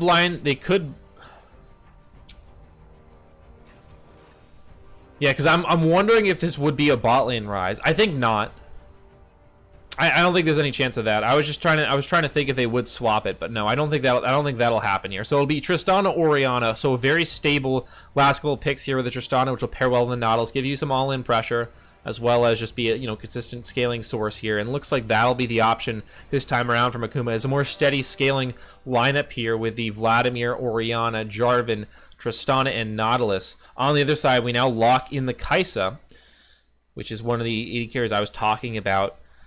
Which is going to be actually paired with a Thresh here. And then we get Kha'Zix in the jungle, Mordekaiser Rise in the soul lanes. So a little bit less scaling from the side of Dom, but a lot more explosive damage. The problem this time around, though, is, again, they have drafted a very aggressive, very short-range composition overall. Kha'Zix, Mordekaiser have to get into the enemy team. Rise is relatively short range, and so has Kai'Sa. Obviously, they have lots of mobility. But Akuma is much longer range, especially the longer the game goes, with Tristana scaling up. And Vladimir wants to go into the enemy team, but he does have more range. He can stand at arm's length. The Kha'Zix and Mordekaiser may not be able to get onto him and kill him quick enough. So I think that this draft, while it started out a little bit scary for me on Akuma's side, it ended up working out pretty well for them. They obviously don't have a lot of early game power here, except for potential ganks pairing with the Jarvan and the Tristana and Nautilus, but the range disadvantage right now is pretty massive from Dawn. If they don't get a bit of snowballing going, at least someone who's strong, I worry that they will not even be able to take a fight because they'll just get chunked out before they're able to get in there. So this is an interesting draft here. Definitely an evolution across the series we've seen, with very strong jungle performances from the Jarvan, which created such high priority on it. And then you also see the Cassiopeia, picked twice and then banned. Thresh became high priority in the series, played in all 3 games and winning the first 2. This has definitely been an evolution through the series, and now we have an interesting matchup with, I think, a slight advantage in draft. I wouldn't call it a massive one or a complete superiority, but I think Akuma are definitely a little bit favored coming out of it. To me, especially with the way they go, it's all right. Game number 1, we go ahead, win it, normal stuff. Troll game number 2, and then game number 3, we really get down to business and close out the series here. But yeah, this was kind of, I think, one of the most interesting drafts, most interesting draft we had this series, and one of the most interesting drafts we had in recent memory for me, maybe in the season. So I'm excited to see how this game plays out. And should be a much more active role from the junglers this time around. No Zac. We've got a Kha'Zix and Jarvan. Kha'Zix wants to get a few levels, but he definitely should get into the mix of things in short order here. Double TP as well, which has been a common theme throughout the series from the soul laners. And then he'll ignite bot lane. So Summoner Spell's all standard here. And now we've got quite a game on our hands. I think this is going to be a very exciting one. Again, very important for seeding. Both these teams are pretty much both these teams are guaranteed playoffs. It's all about seeding right now, and that has been a huge thing in past seasons, is seeding for who's able to win. Coming in, being matched up against, getting a bye, and then being matched up against. It's so helpful to get those matchups. So this series could really give a big advantage to one another, one of the other teams. But we'll take a short break. We'll be back. Remember, game number 3 soon. We got Akuma Sabers here versus Dawn Inferno. And this is going to be a pretty crazy game number 3 here. 2 pretty much blowouts. The first game, not as much, but the second game, certainly. And now he finds himself at a 1-1 scoreline. And going into game number 3, I really don't know what to expect. Akuma, again, this has been their play style. I don't think intentional, but this is what they've ended up doing here is first 2 games, complete opposites, and then they turn it on for game number 3 and close it out. But Dawn Inferno looks so good in game number 2. I don't know if that's what's going to happen. We'll see. Back in a minute.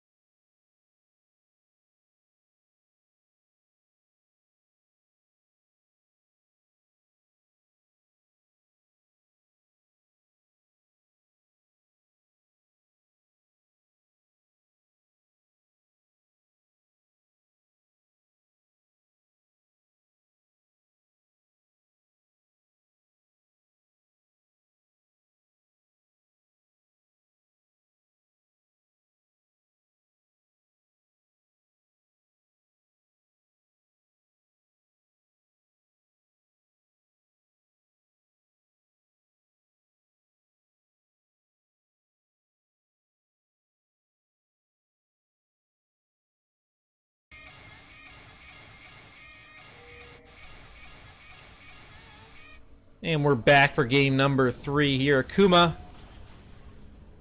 on the blue side here, Dawn on the red side. We've got ourselves a great game for sure. The level 1s haven't been very explosive. A flash blown game number 2, but game number 1 nothing. Looks like we might have something here though. A 5-man stack on the top side here from Dawn in the tri-brush. And then, just a Vladimir sitting here in the river. May get caught out. There is a Thresh level 1. Dardo's going to walk forward, maybe baiting out, but it looks like everyone's going to walk away here. So Dawn just maybe counter-stacking for an invade. And there will be no deaths here. At least for the moment. Nothing yet, but they've still got to walk back over.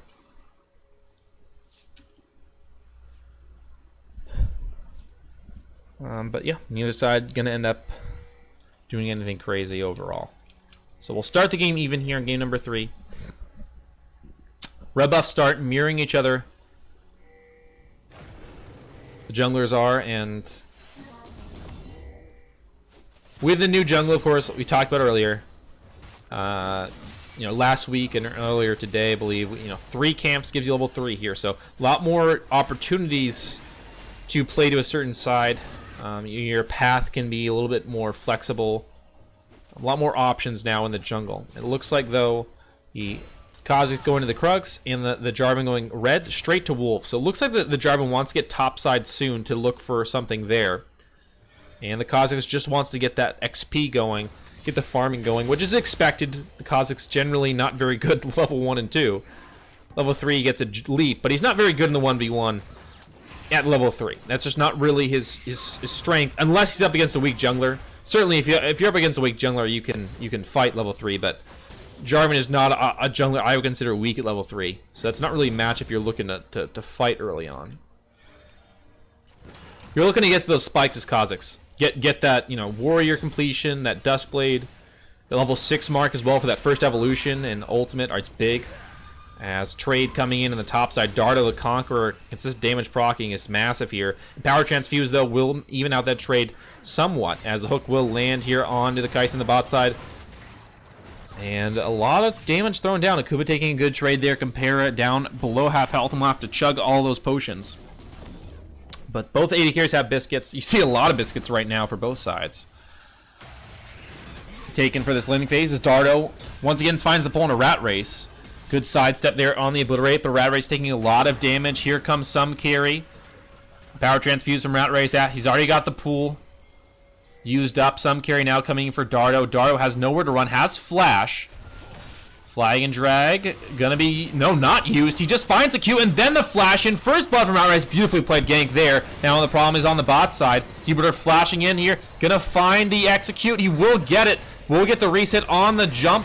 Gets out, maybe, no, but here comes Superstar. The auto will land. How well is the Q? The Taste Their Fear finds the kill, and now Brash, he's trying to survive. He will do so. Just barely get out. Compare taking damage from the turret, and the minions will be left with a sliver of health, but everyone gonna survive on the second part of that gank after the initial 1-for-1 trade. As Brash trying to hold the wave, but Compare will not allow him to do so. Here comes the Kha'Zix, maybe looking for a potential steal in the Krugs, but just going to place down a ward in the end. Keep track of that Jarvan potential coming back out, but the Jarvan, meanwhile, is on the enemy Krugs right now. As Rat Race caught backing there in the alcove. Dardo has the early boots purchase. Rat Race has TP available. We're using Power Transfuse, and now some carry coming back in. And Dardo's just going to walk back towards the enemy turret. Going to dodge out on that initial knockup, but he's certainly going to die. I guess he's denying the assist. I think that's the goal right now. He will deny the assist, but Rat Race finds his second kill of the game here. Now, Kingsland coming in from the bot lane. He's only level 2. Griffin's level 5. The hook, okay. Trying to predict the flash. Kingsland does not predict the flash. In fact, Griffin just walks it out and doesn't lose flash there at all. So it ended up being a bit of an interesting end to that gank. And Kingsland, again, he was level 2. I want to emphasize that again. When Griffin was level 5. So that was kind of interesting. But nothing really happened, I guess. Even CS, though, everywhere, except for the top lane. That is the massive advantage right now. That's really creating the entire advantage here. 34-14 in CS, and the 2 kills, propelling the side of Akuma to a big lead right now. Driving getting his first back of the game in. It's a nice buy here. Kha'Zix has not backed either. Coming for a gank will not go in, though, as the Kingsland misses the hook. Good awareness from Keyboarder and Brash to play a bit more passively, knowing the Jarvan was topside, knowing that the Kha'Zix was probably around there. Just good awareness from them. Playing safe. I think they might even spotted him on that ward, I'm not sure. But good job from them. Those are the killers. When your bot lane dies there in that situation, when there's just no way you can ever help them. I mean, speaking, from the jungle perspective, but also just from anyone else on the team, where it's like, hey, you're in the side lane, like, there's no way anyone can help you right now. You just gotta calm down a little bit. And that's that hidden value you find in teammates. As Hemo play gonna be used from Rat Race, and Power Transfuse finds a lot of damage. Dardo, he's very low. He's only level 5. No flash available for either top laner. Kaz is coming in to support, but a lot of damage put down. The Honey Fruit, though, is sustaining Dardo through the damage here. Now Conqueror has proc, but not going to be enough healing. Rat Race going to find this kill, 3rd of the game. This time a solo. A big shockwave from Griffin. He finds 2, but Superstar hops in on the Griffin. Flash away. He will survive for now. Superstar taking a lot of damage. He's not level 6 yet. Neither Some Care, but he's going to find the auto for the kill. Tetsuya level 6, but the Realm Warp not going to help him here. He may be able to kite out, though, with the mobility of his kit. That speed up will get him out. But a nice counter gank there from Some Carry, and a huge shockwave from Griffin. Gonna make sure that Akuma comes out on top here. Now Brash looking for a play bot side. The hook will land. A level advantage there between the supports. Brash proccing the aftershock. Oh my goodness, the damage! Brash will get credited with a kill there. Compara will fire back a bit of damage, but certainly not enough to equalize here, as another hook gonna land from Brash, and Compara taking a lot of damage. Keyboard isn't there for the follow-up. That rocket jump gonna be on cooldown, as he used the reset to get out, but there you go. 2v2 kill. Nice job by the Keyboarder and Brash. And now 6-1 in kills. Akuma looking back like they were in game number 1. This is the Akuma we know. This is the pattern we expect. Win game number 1, troll game number 2, win game number 3. That's the pattern. That's the formula for them.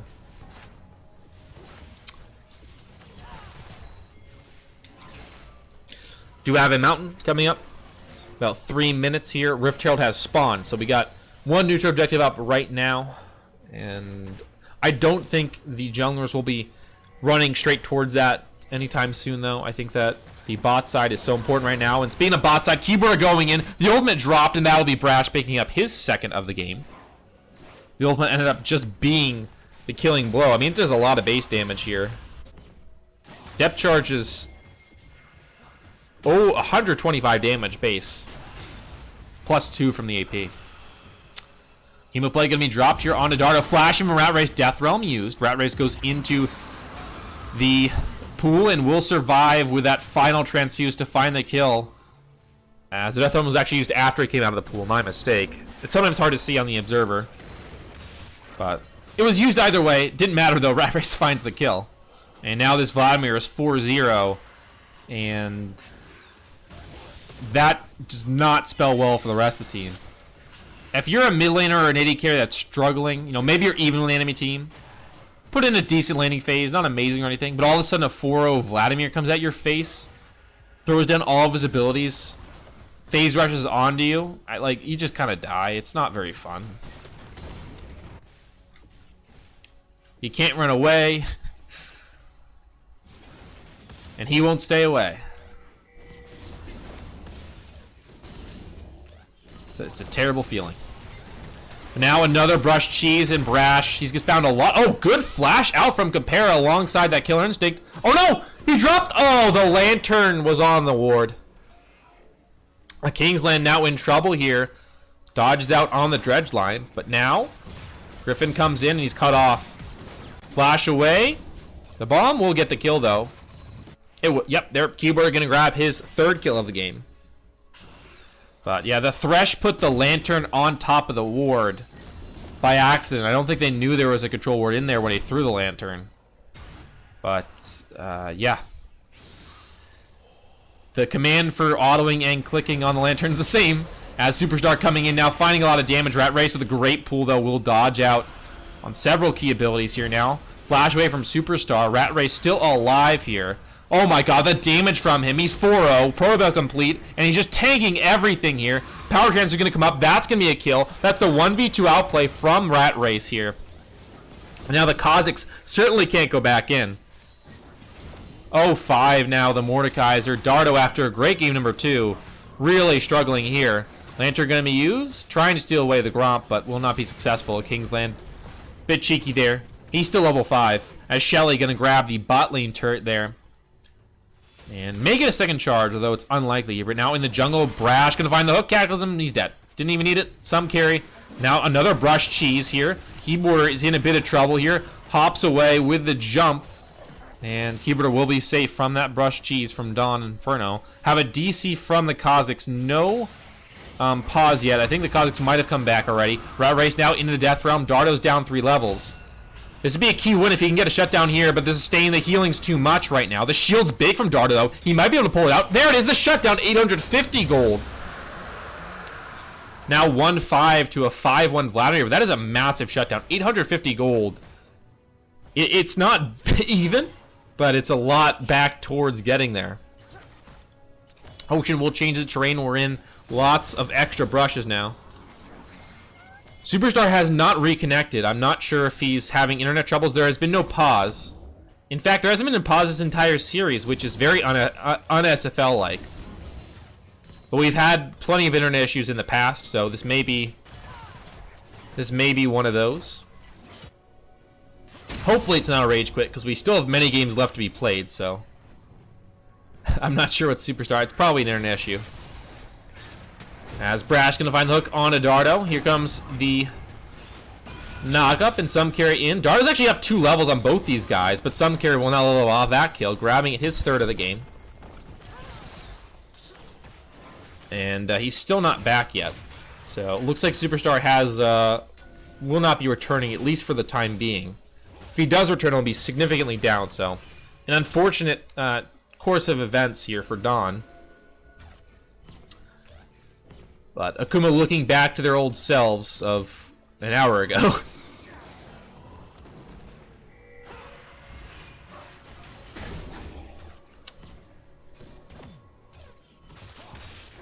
Red buff will be taken here by some carry. Got a turret up in the top side, 1 plating left.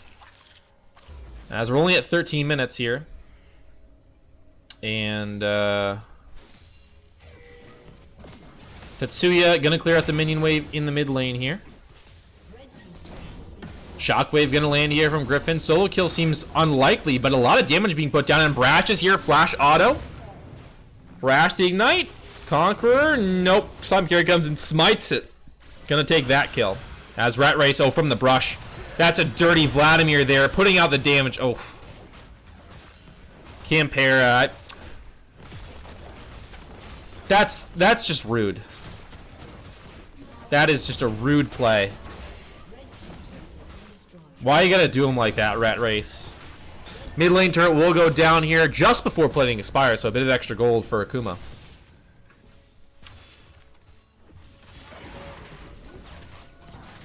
Inner turret will be going down as well, as there's no resistance right now. Tetsuya is still coming out of base, and Rat Race still pushing the bot lane.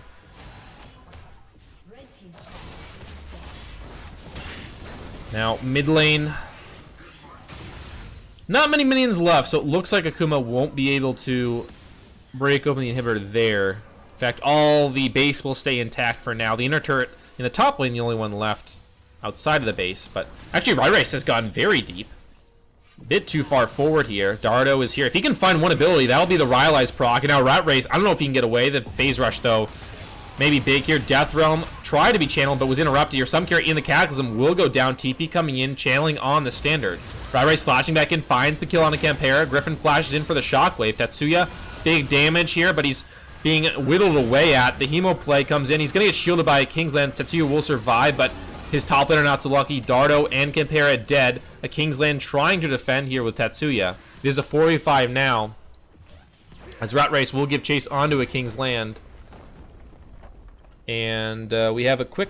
Oh, there was a short pause, but we got immediately unpaused again. So check that off for the SFL pause of the game. We had to have one at some point. Tradition here, and it looks like we'll get a quick surrender here.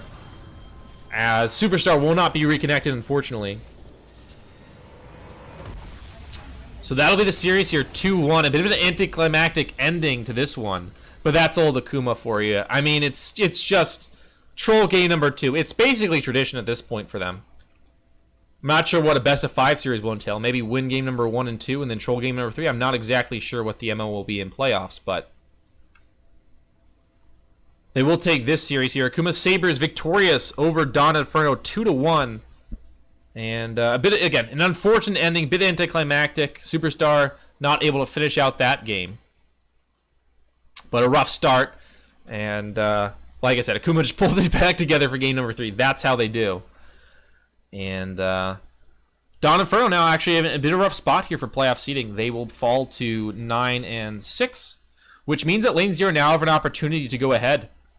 Take sole place of 3rd. Dawn Inferno will be 4th then, which will give them a bit worse matchup in the playoffs. Not massively, but a second loss won't be big either. There could be potential tie with Gothboy Click if they win out the weekend, because they're 7-5 right now. So if they go 2 wins, Dawn Inferno loses this game, which they loses the series like they did, and then loses the next series. There could be a tie there. So Dawn Inferno, their next match is very important as well, in order to stay just in 4th.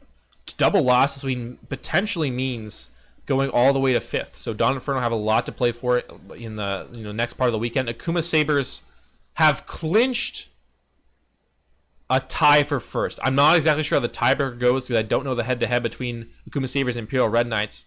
But if Imperial Red Knights lose, they have to win twice this weekend in order to potentially tie for 1st. So Akuma look like they'll be going into playoffs as the 1st seed after this win, but it's not guaranteed just yet. We'll have to see how it plays out.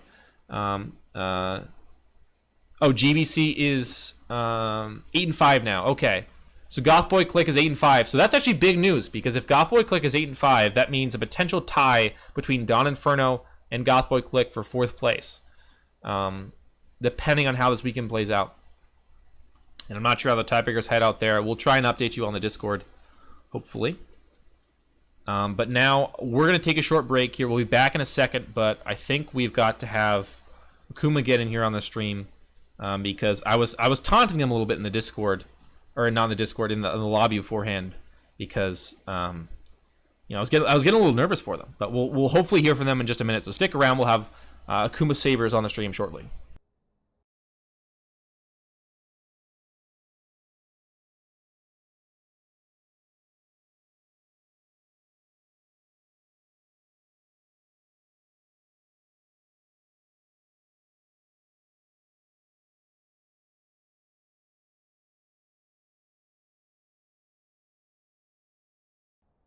All right, we're back with Akuma now. I think that it's almost become tradition at this point when we've done games with you, guys, that you like to get your words in afterwards.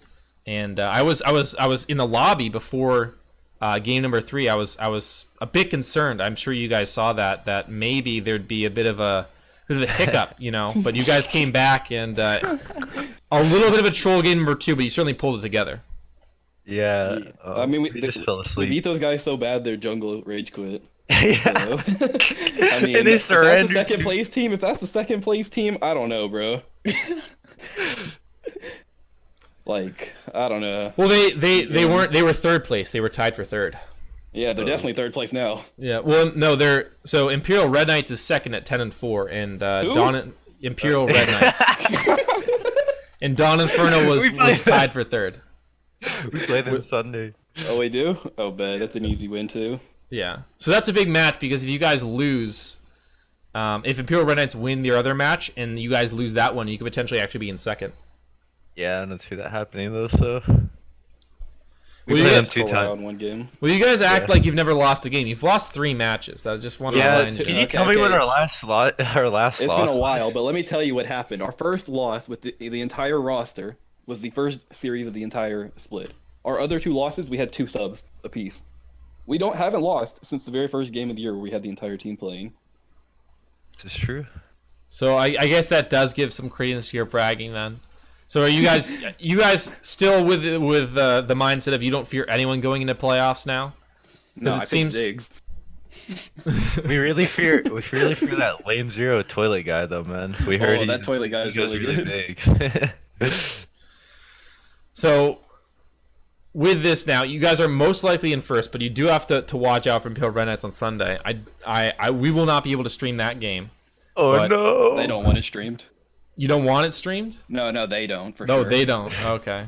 Well, it seems like most teams have fared well in game number 2. Are you guys in playoffs? Is that going to be the usual there? Like, do you win game number 1 and groove off in game number 2 in playoffs, or do you get serious then in 2-0 everyone? It just depends on when I burn flash.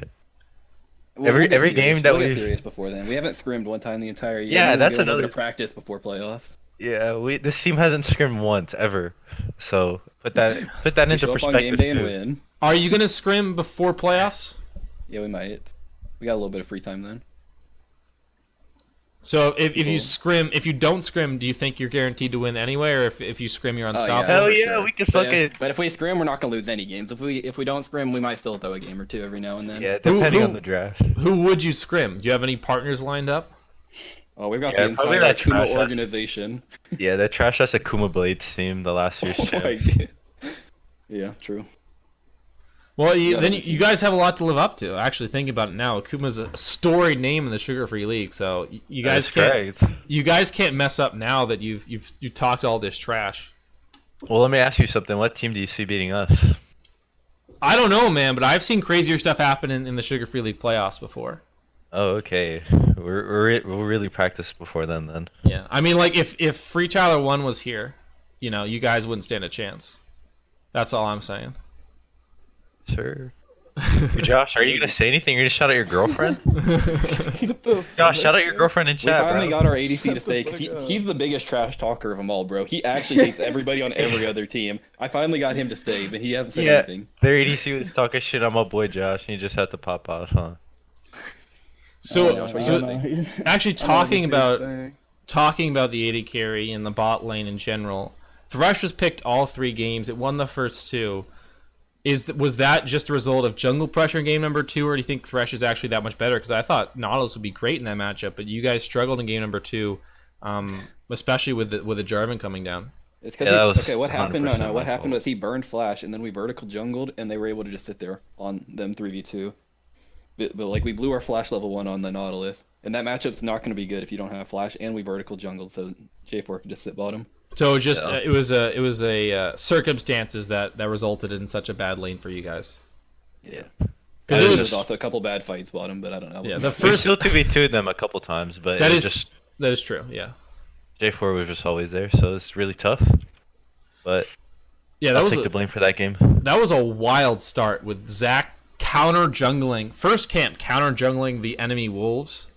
That was a wild start. I haven't seen that ever before. Was that intentional? Was that like the plan, or did you guys just like find yourselves in the enemy jungle and started?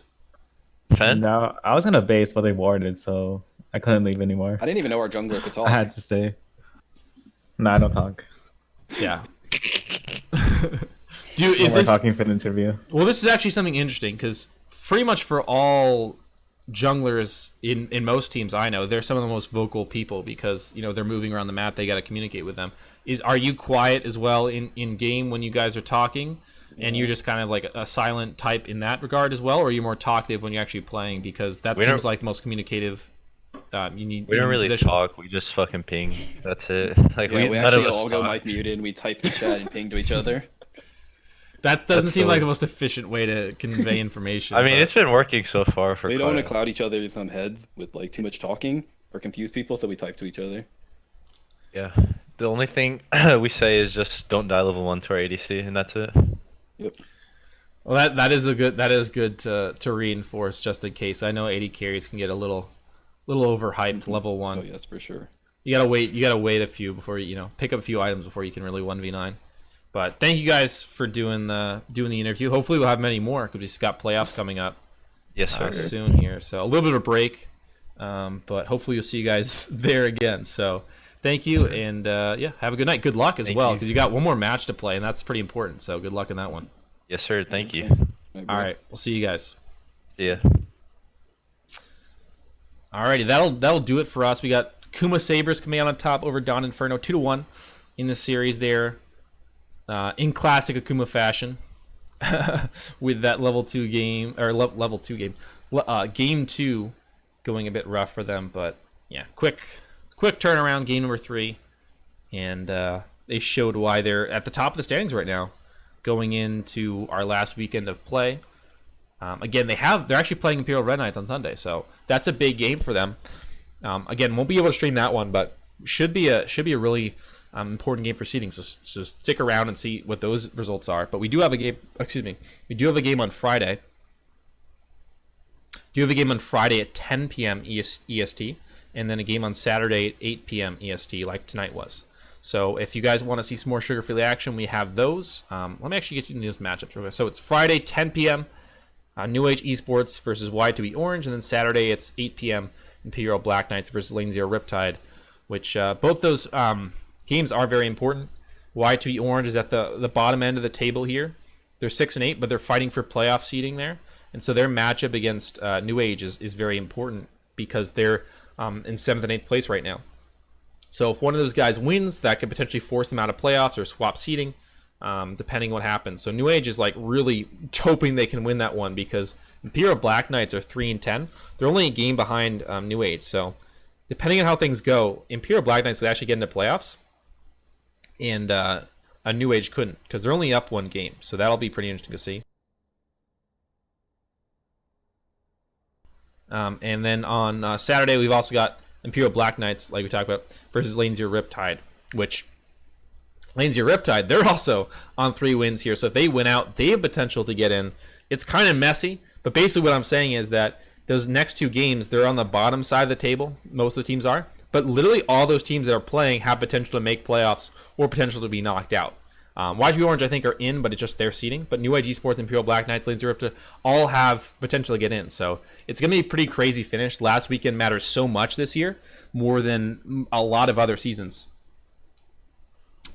Gonna be pretty crazy next couple of days to see how it all plays out. So yeah, thank you guys for watching. 10 p.m. tomorrow, EST, and then 8 p.m. on Saturday. So mark your schedules up, and we'll see you guys then. Thanks so much for watching.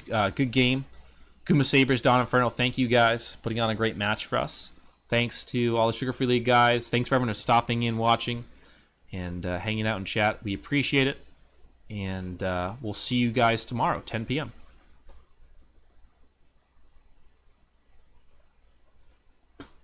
Oh, before I go, bad ending segue. Before I go, you can find me. I'm not Kios. I'm not COES on YouTube, Twitch. Hopefully, trying to be more active. But yeah, a little plug for me, and we'll see you guys tomorrow. Thanks so much, and have a good night.